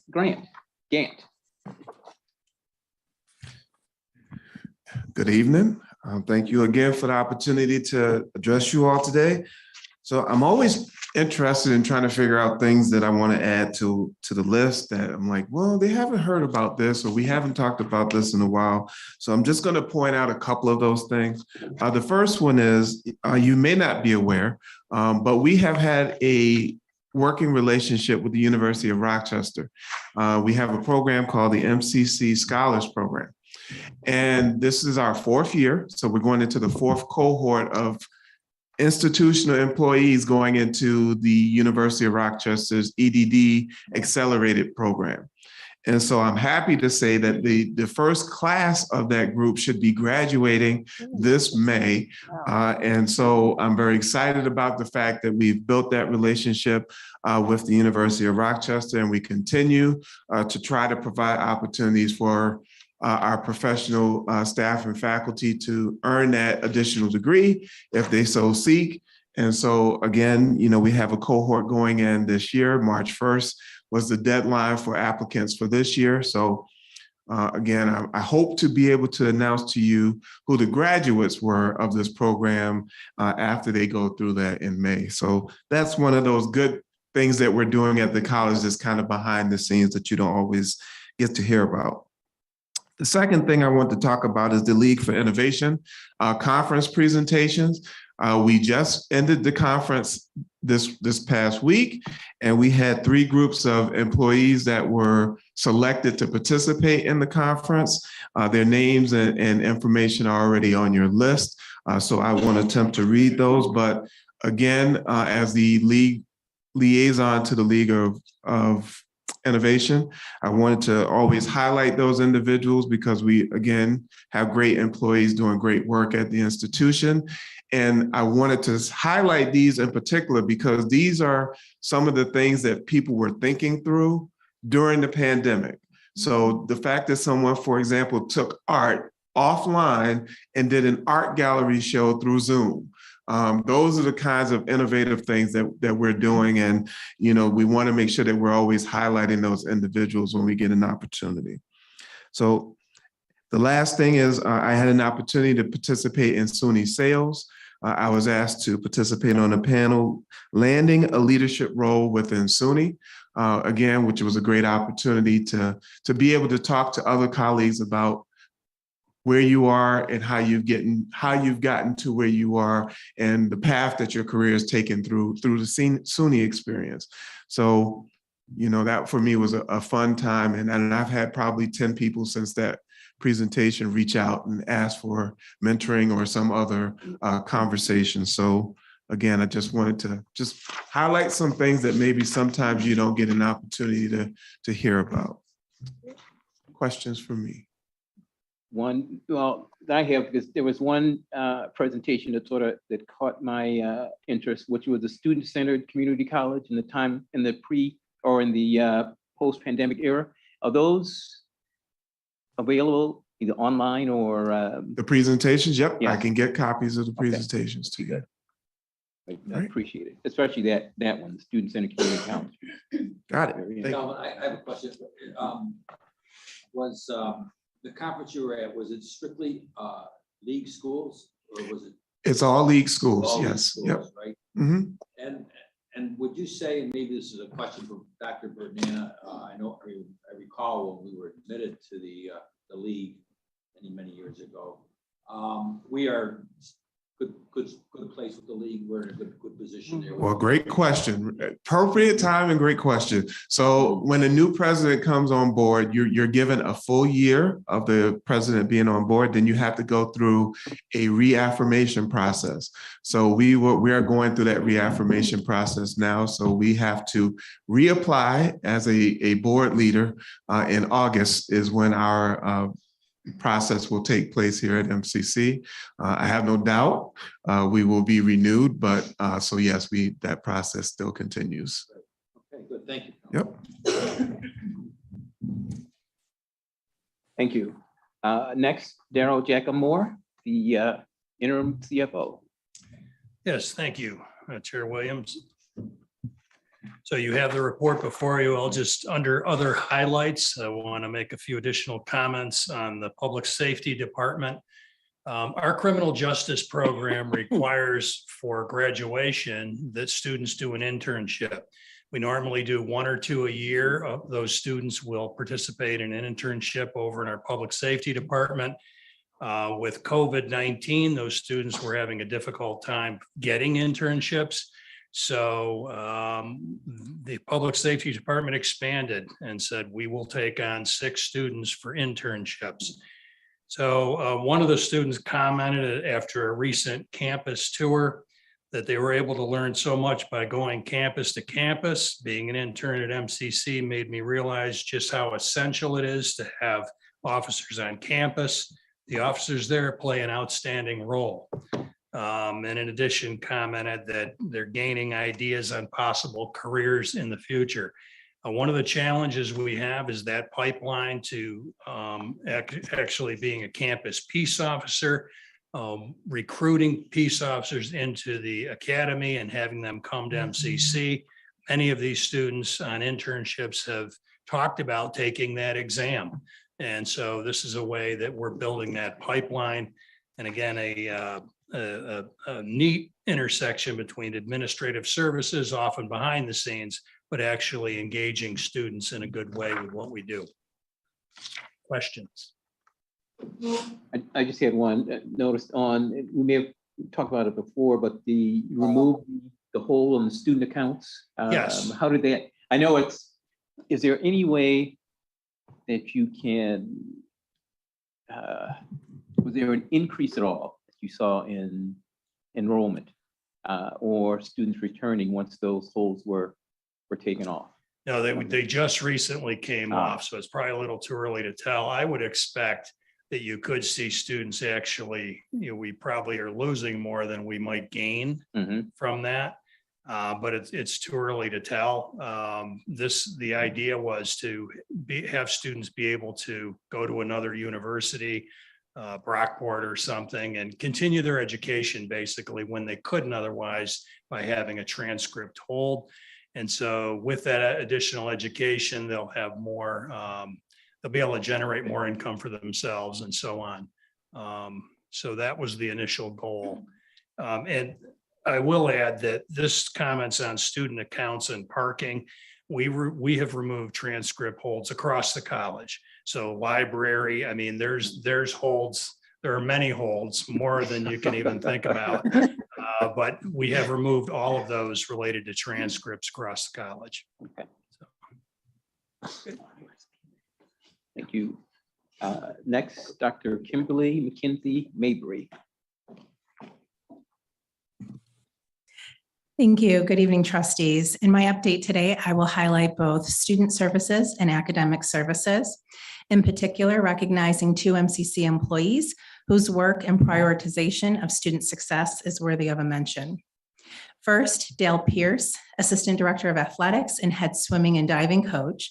He was recently named to the 2022 National Junior College Athletic Association, or NJCAA, Northeast District Coach of the Year for Swimming and Diving. The NJCAA is the governing body for intercollegiate athletics, for 2-year colleges. Coach Pierce, along with all athletic team head coaches and assistant coaches, expectations and support of student athletes both in and outside of athletics is commendable. At the conclusion of the fall term, 120 student athletes, or 61% of our student athletes, completed the semester with at least a 2.5 or higher GPA. And of those student athletes, 78 students, or 64% of those student athletes, achieved a 3.0 or better.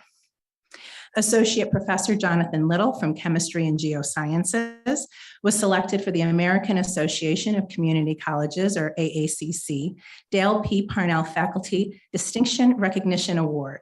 The award recognizes faculty who demonstrate both passion for supporting students and for their exemplary work in the classroom. Associate Professor Little has been awarded over $750,000 in grant funding, including 2 National Science Foundation awards.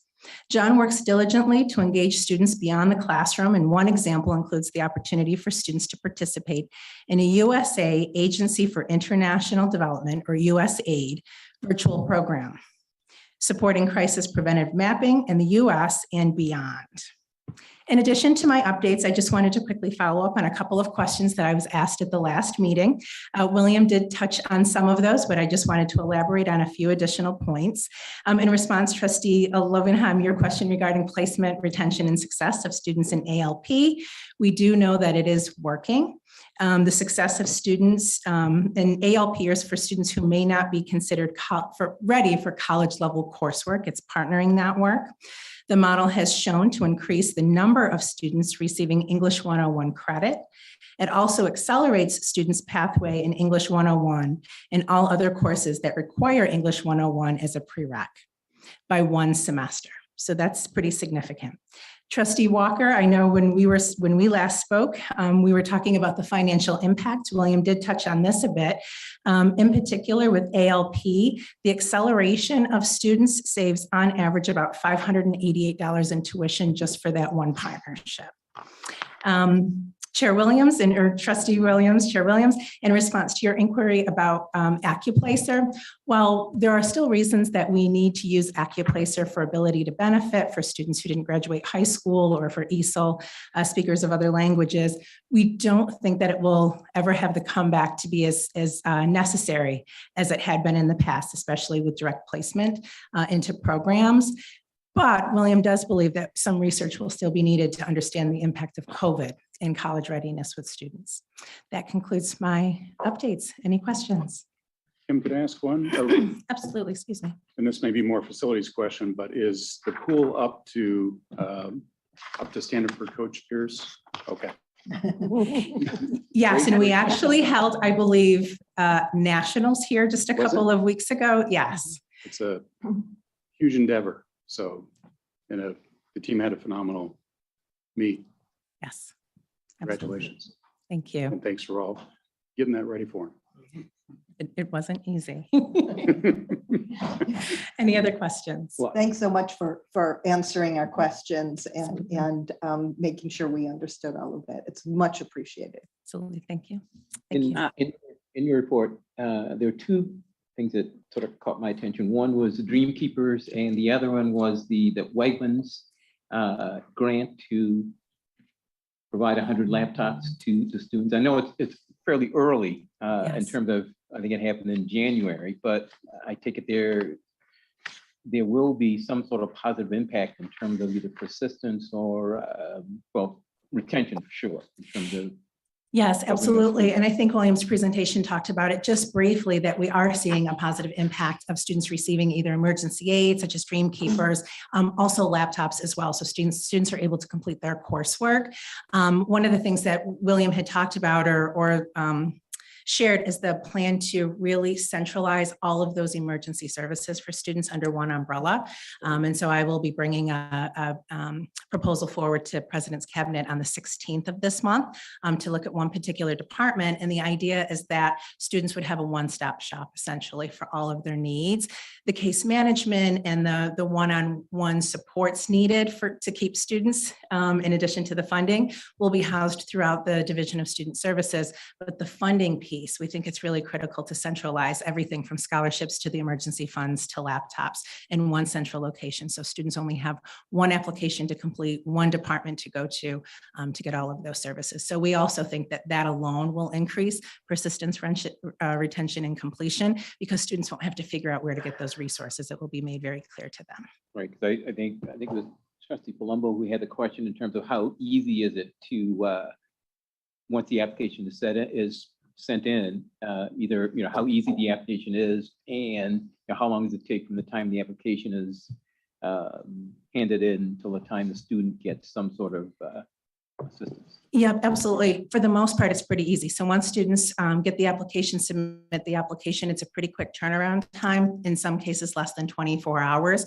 We have seen a significant increase this spring semester, so it has slowed the response rate down a couple of extra hours, but students are not waiting several days for those. And in most instances, the Dream Keepers funds are not funds that go directly to the students. They're funds that go directly to pay a landlord for past due rent, or, Rochester Gas and Electric for an overdue bill, or for their Spectrum internet service is a big one that we receive.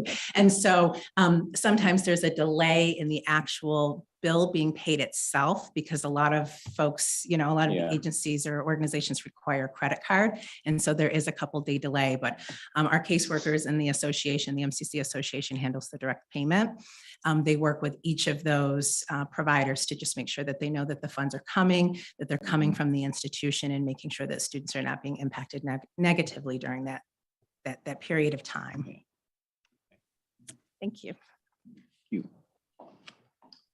Kristen Seinkins.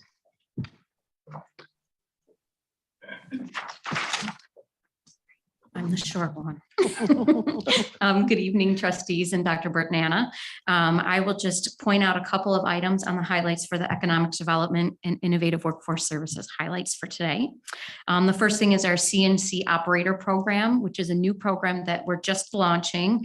It's an 8-week non-credit machining program, and it is in a direct response to industry need, and a great example of how we use non-credit programming strategically to help us pilot ideas and new approaches to then transition to our credit programming. So this is a great example of that type of work. I also wanted to point out that we just recently launched a revised version of our workforceforward.com website. It was designed specifically to include the credit and non-credit areas of the division, and also make it easy for folks to find our website for the Forward Center. Those are my updates. Any questions? Thank you. All right, thank you. And Gretchen Wood. Thank you, trustees. President Bertnana mentioned a little bit ago the Rochester Business Journal Power 100, and I think she was a little modest. So I want to just mention this is what the Rochester Business Journal refers to as the power players, and I want to say congratulations to Trustee Lamar. And just note that you have a profile in your packets on Dr. Bertnana, and I think it's impressive that she's been here for less than a year and she's on that list. So I just thought that was worth noting. She also mentioned this morning that we had Governor Hochul here. So bright and early, this room was incredibly different. We received a really nice email this afternoon from Vinny Esposito of Empire State Development, thanking Vice President Gant and Acting Vice President Seinkins and our special events team and our tech team, including Sean. I don't know what time were you here this morning, but yeah, 5:30. There you go. So that made that run smoothly, and here we are running smoothly again. And it was a really great morning. We had elected officials, we had Mayor Evans, we had County Executive Bello. There was just wonderful enthusiasm, and the governor shared her plans to invest $172.5 million in funding for transformative projects in the Finger Lakes region, highlighting $100 million for the Inner Loop North, $10 million for our neighbor Frontier Field. We are entering the public input phase for that Rochester High Falls State Park that has been shared, and she offered renderings to provide feedback on. $150 million to expand our tuition assistance program. So I think that was of particular interest to the college community. And also just great enthusiasm for the Finger Lakes Workforce Development Center, the Forward Center, and a brief private tour was had. So it was a really great way to start a week. We should do that every Monday morning. I don't know if you, Sean agrees with that, but so I wanted to share those updates with you. Any questions before we turn things over to the MCC Foundation Board Chair, Lori Van Dusen? Okay. Not a question, Gretchen, but please permit me to take a moment and thank our staff who made such great sacrifice to convert our facilities into a setting that felt safe and appropriate for our governor, and quickly turn it around for our distinguished trustees. So I know many were involved and engaged behind the scenes. We never want to take that for granted. So please, on behalf of the college and the trustees, we thank each one of you. Agreed. Thank you. Thank you. Thank you, cabinet members, for your reports. And I will now ask Lori Van Dusen, the chair of the MCC Foundation, to give the foundation report. Oh, thank you. Good evening. Before reporting to you on the activities and accomplishments of the MCC Foundation, I wanted to take a second, and it's worthy of much more, but to personally thank John Bartolotta for his service to MCC and our community. And John, your sincere remarks and your love for the college really comes through. Thank you. I have some very good news to share with you regarding the Foundation's performance last year.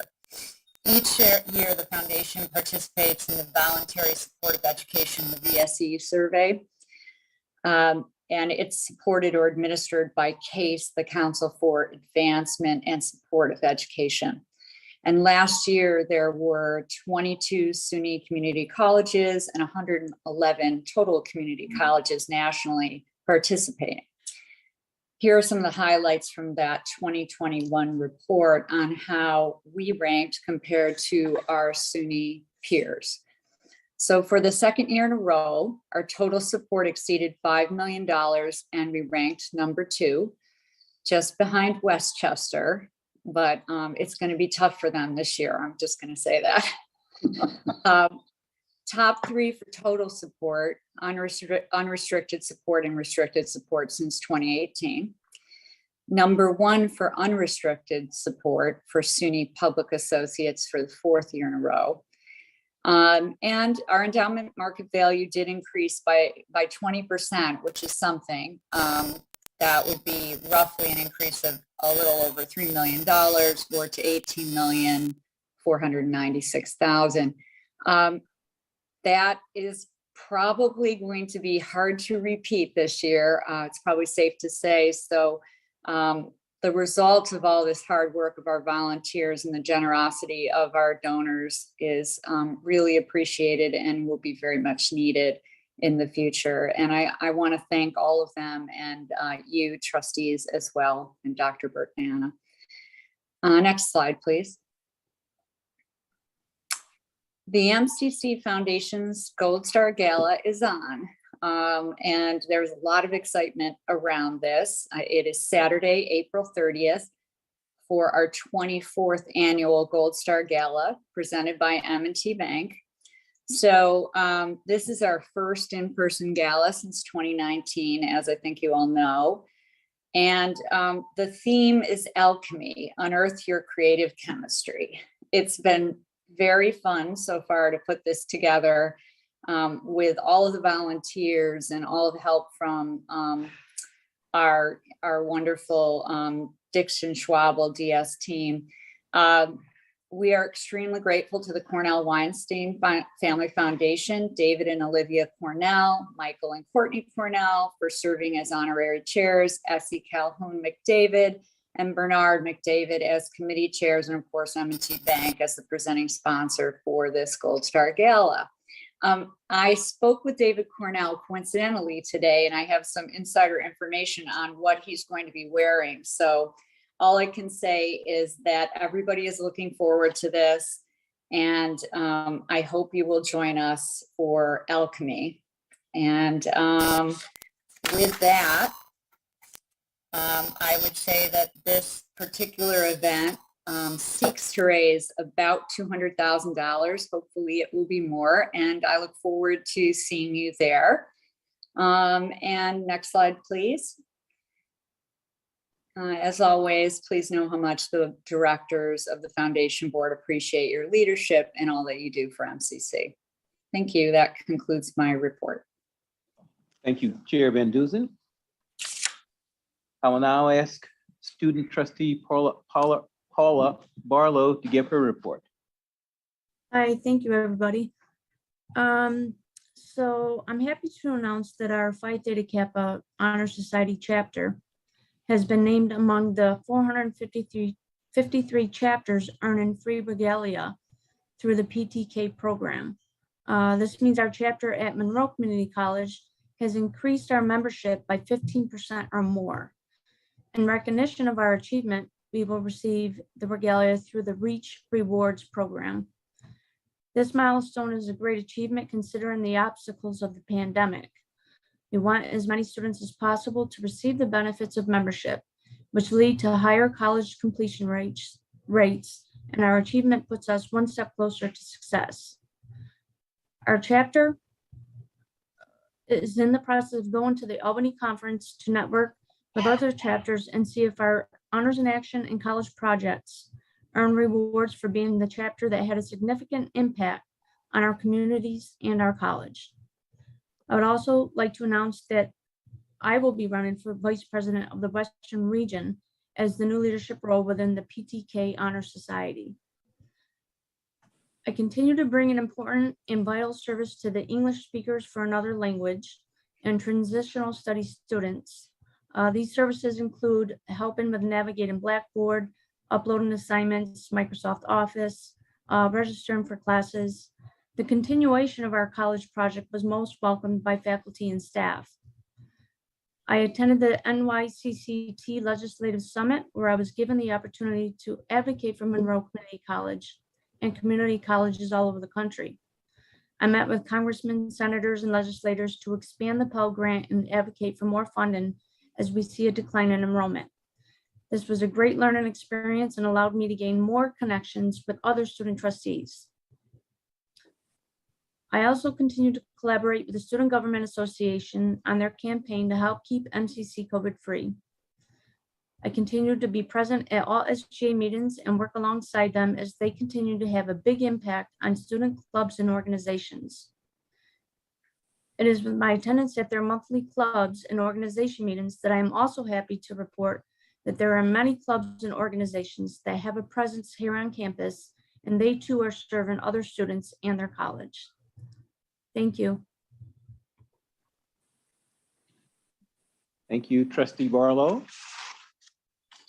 At this time, we will begin the shared governance portion of the meeting. Okay. Each of the shared governance leaders will have an opportunity to provide an update of no more than 5 minutes to the Board of Trustees. Speakers will not be able to share their allotted time with others. Student Government Association, Isabella DeRubis. Hello, everyone. Good evening. This past month, the SGA has hosted our ice cream social where we were able to meet and recruit some new students to the organization. We also created over 250 healthy packages, which include various items such as tissues, hand sanitizers, colorful masks, stickers. So that was really nice. And we'll be handing those out to students next week. SGA has also been working with the Celtic Society to plan a St. Patrick's Day event. On the 17th, there will be Irish dancers and traditional Irish food for all MCC students. Also, SGA has finished preparing our elections materials, and we look forward to the students who will be running this semester. And this past week, SGA participated in the SUNY-wide Dream Big TikTok campaign, where we shared our experiences and why we chose SUNY in a TikTok. Lastly, the SGA has been discussing ways we can support Ukrainian students and those affected by the ongoing war, and we will be releasing a statement soon. And that is all. Thank you so much. Okay, thank you. Next is Faculty Senate, Nada Perez Kane. Good evening, everyone. I wanted to communicate some of the work that Senate members are currently engaged in. So in addition to SCOT duties, Becky Babcock also sits on the Student Attendance Policy and Procedure Work Group that was charged to review our attendance policy. And we're still waiting on recommendations from that group. She's also working on the hiring manual with HR and administration and overseeing several searches, as you know. In addition to chairing the planning committee, Yasna Bogdanovska is co-chairing the strategic planning committee. And as you all know, they're working with outside consultants to gather college-wide feedback to inform the next strategic plan at MCC. In addition to her Vice President of Teaching Officer duties, Natasha Christensen is working on diversity, equity, and inclusion work group. She's chairing that. She's also working on the Truth, Racial Healing, and Transformation Toolkit work group, and also sits on the Student Attendance Policy and Procedure work group. In addition to chairing the Senate Curriculum Committee, Tracy Graney, who was just congratulated on her promotion to full professor, is co-chairing the SUNY Gen Ed Implementation Work Group. And Senator Sally Dingy is also on this committee as the transfer expert. This group is working with a SUNY imposed deadline and with little time to collect college-wide feedback. They're working round the clock and trying to be as inclusive as possible. So thank you so much for their work.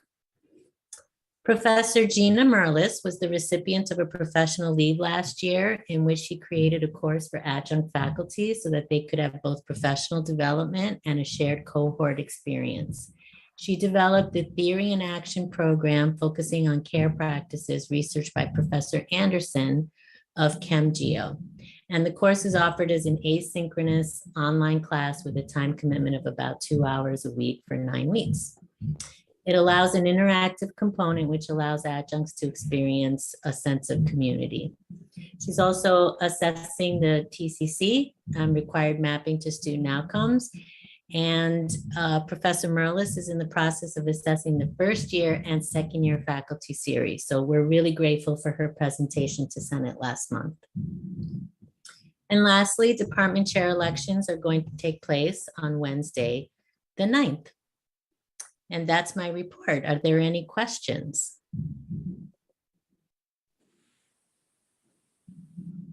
All right, thank you very much. Okay, next we have the Support Staff Planning Council, Diane Wilson.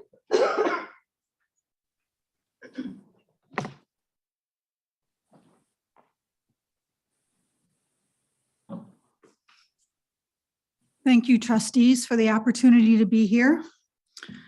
There are 3 points worth noting for support staff. The first being a meeting we had with Nikki Harrington from Collaborative Brain Trust to share support staff perspectives on what MCC should focus on regarding the college's 5-year strategic plan.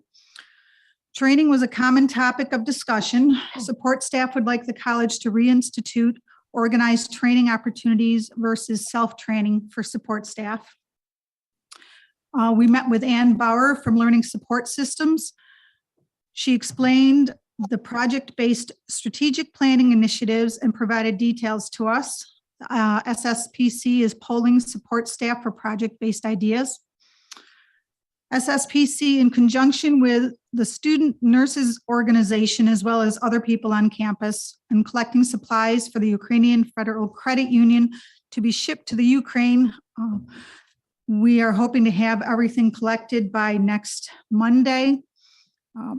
We have 3 donation collections, one being, or 3 at the Brighton campus, 1 location, each of the downtown campus, ATC, and PSTF. I hear that there's been an overwhelming response for clothing, and they have tons of donations to send over. That concludes my report. Thank you. Thank you. Okay, next is administration. Dr. Bertnana. Thank you. Thank you so much. As you can hear, my colleagues across the institution are doing tremendous and impactful work, whether it's their contributions to our strategic plan or supporting those near and abroad. Just so many amazing ways that our shared governance group continue to contribute to the wholesomeness of our community, as well as also what's needed globally. So we celebrate all of you. In addition to what they shared, I also wanted to bring attention and appreciation for the Support Staff Planning Council that I engaged alongside me and Human Resources to provide input into some early development of onboarding materials for administrative assistants as a launching off point that they can then begin to work with HR to develop all the more and to also expand those onboarding opportunities to other types of positions across the college. So thank you. Special thanks to the Support Staff Planning Council for coming alongside me and Linda and others in HR to advance that work. And thank you, my colleagues in Human Resources that were already beginning tremendous work on onboarding efforts. We're making it a priority for all employees. And through consultation with our Faculty Senate, we're preparing to initiate discussions around a proposal pertaining to organizational structure that has implications for academic services as well as student services. By the end of this week, that proposal will be in receipt of by our Faculty Senate for college-wide consultation and input. It is also my intention to engage the Support Staff Planning Council and our student government leaders in providing feedback as well on what is being brought forward pertaining to structure implications for academic and student services. Taken together, the collective of all of their recommendations will be carefully weighed in my decision-making to amplify and advance the college's efforts around student success. You heard us talking earlier about the places where we have tremendous high impact, high correlated efforts, and we're aligning even our organizational structure to advance that. We've made some gains with our student success efforts in certain areas, not in others. And you saw that by the numbers that William presented today, that we need an increased focus on completion and on retention, and also in post-completion, the retention of all of our students and their success after they graduate with us. So you'll be hearing more about that across the college, and I want to thank each of those shared governance bodies that will help me to gather that input and hear from our colleagues across the college to help inform those decisions. Are there any questions that I can address?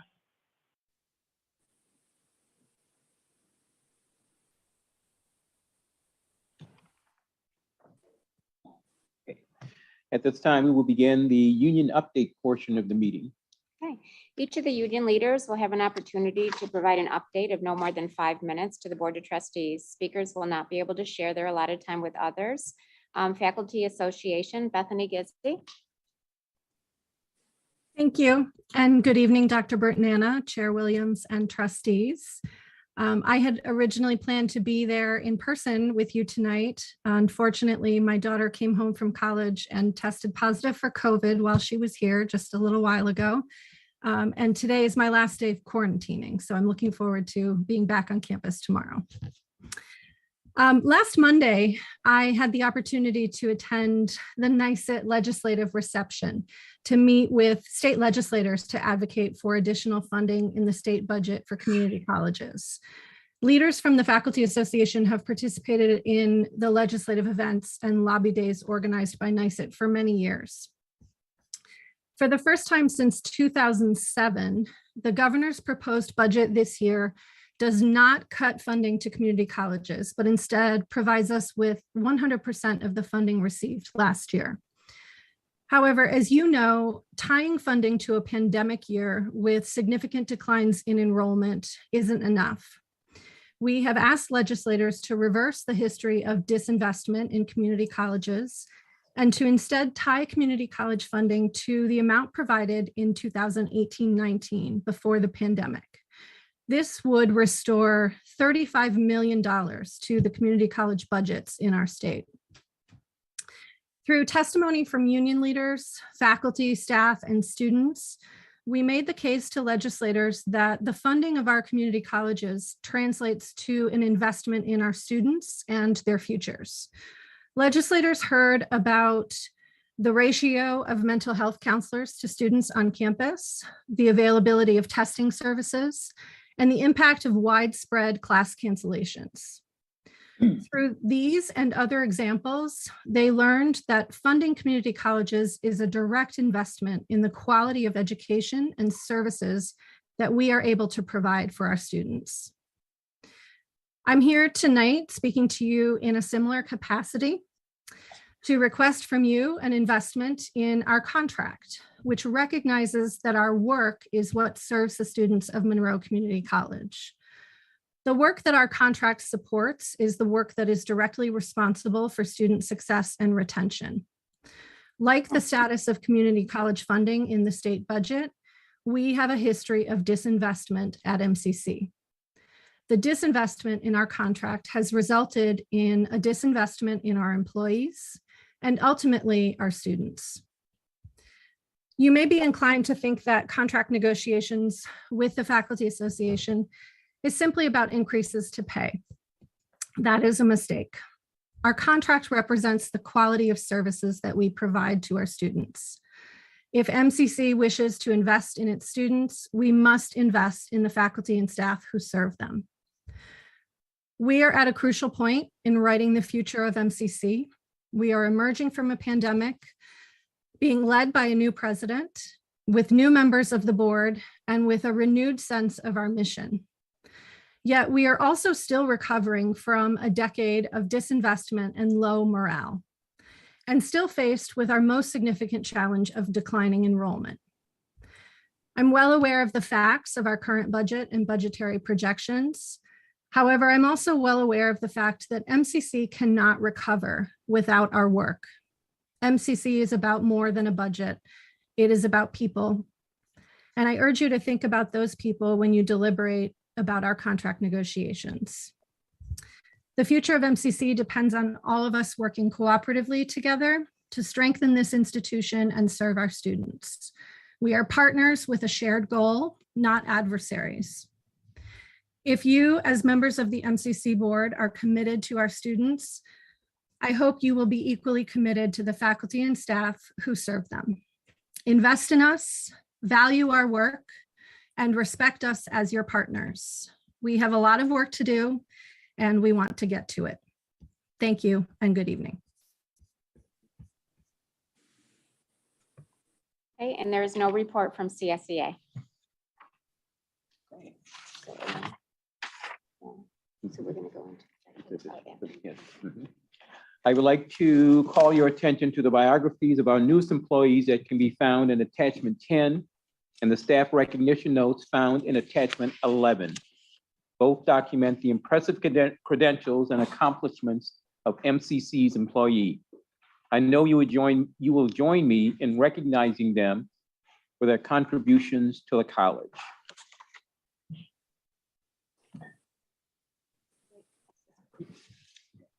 Resolved that the Board of Trustees of Monroe Community College conduct an executive session pursuant to Public Officers Law 105, subsection E, collective negotiations pursuant to Article 14 of the Civil Service Law, the medical, financial, credit, or employment history of a particular individual or corporation, or matters leading to the appointment, employment, promotion, demotion, discipline, suspension, dismissal, or removal of a particular person or corporation. Trustees, do I have a motion to go into executive session? So moved. Moved. Moved and second. Any discussion? All in favor? Aye.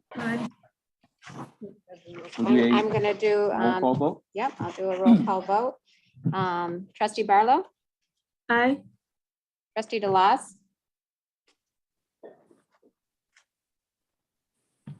Trustee DeLoss? Trustee Lamar? Aye. Trustee Levenheim? Aye. Trustee Palumbo? Aye. Trustee Rakoff? Aye. Trustee Walker? Aye. And Chair Williams? Aye. Trustee DeLoss? Muted. I think he said. He just said aye. We read it. Okay. Okay, so the board is going to exit the room and go to the 7th floor conference room. And Jeremy Case will be putting the other board members into a breakout. And we're asking that Daryl Giacomore and Kristen Lowe join the executive session.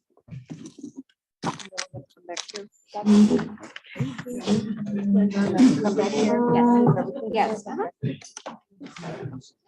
Is there an elevator on the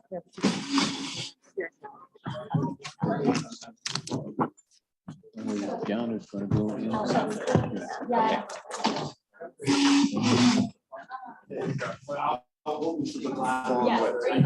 that? No, we're gonna go to 710, I guess, right? I'll see you. So you have to go to 400? Yeah, great seeing you. Thank you very much. Oh, I do? No, I'm gonna just send them. Yeah. Linda, I'll be talking to you, all right? So All much. right. Oh, for sure. Thank you very much. Thanks for Over that. there, Yeah. Ron. Oh, I appreciate it. I'll be here anytime, all right? Okay. Because Daryl, thank you very much. Yeah, keep in touch.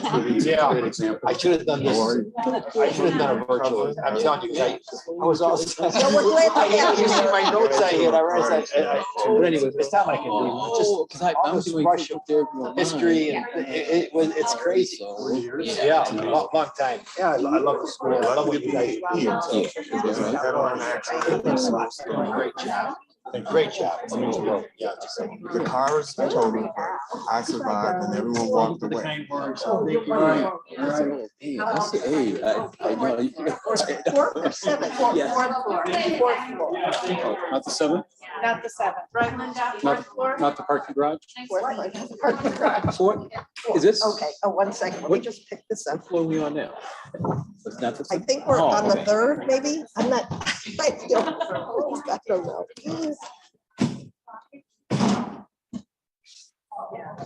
All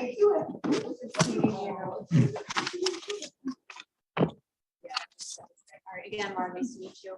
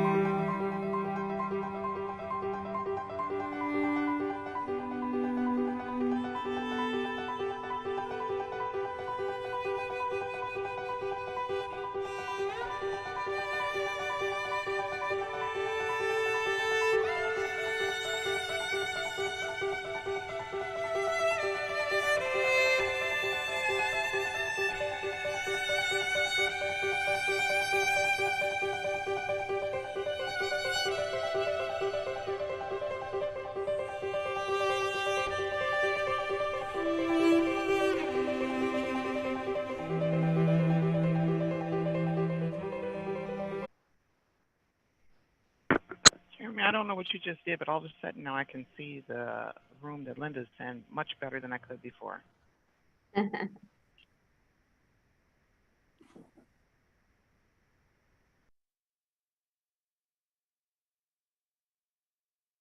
Maybe you can open your curtain there and we can see San Diego Bay a little bit better too.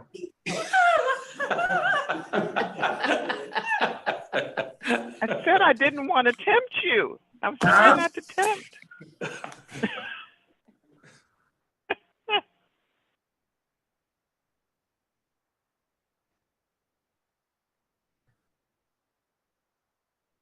Great, thank you. Trustees, we have a motion and a second on the floor to approve the appointment of Chris Piro. Does anybody have any other questions? Seeing no questions, I will call for a roll call vote. All those in favor, please say aye. Trustee Paula Barlow. Aye. Trustee Dan DeLoss. Aye. Trustee Sabrina Lamar. Aye. Trustee Barbara Levenheim. Aye. Carla Palumbo, I say aye. Trustee Del Rykoff. Aye. Trustee Connie Walker. Aye. And Chair Alan Williams. Aye. Is there any opposed? Seeing no opposition, the motion is approved. Great. That we conclude the personnel committee. Okay, thank you. Personnel and Program Committee All right. report. And with that, Thanks all of us. Yeah. and trustees, this concludes the Board of Trustees meeting. Thank you all. Thank you. Thank you. Thank you. Thank you. Good night. Good night. Thank you.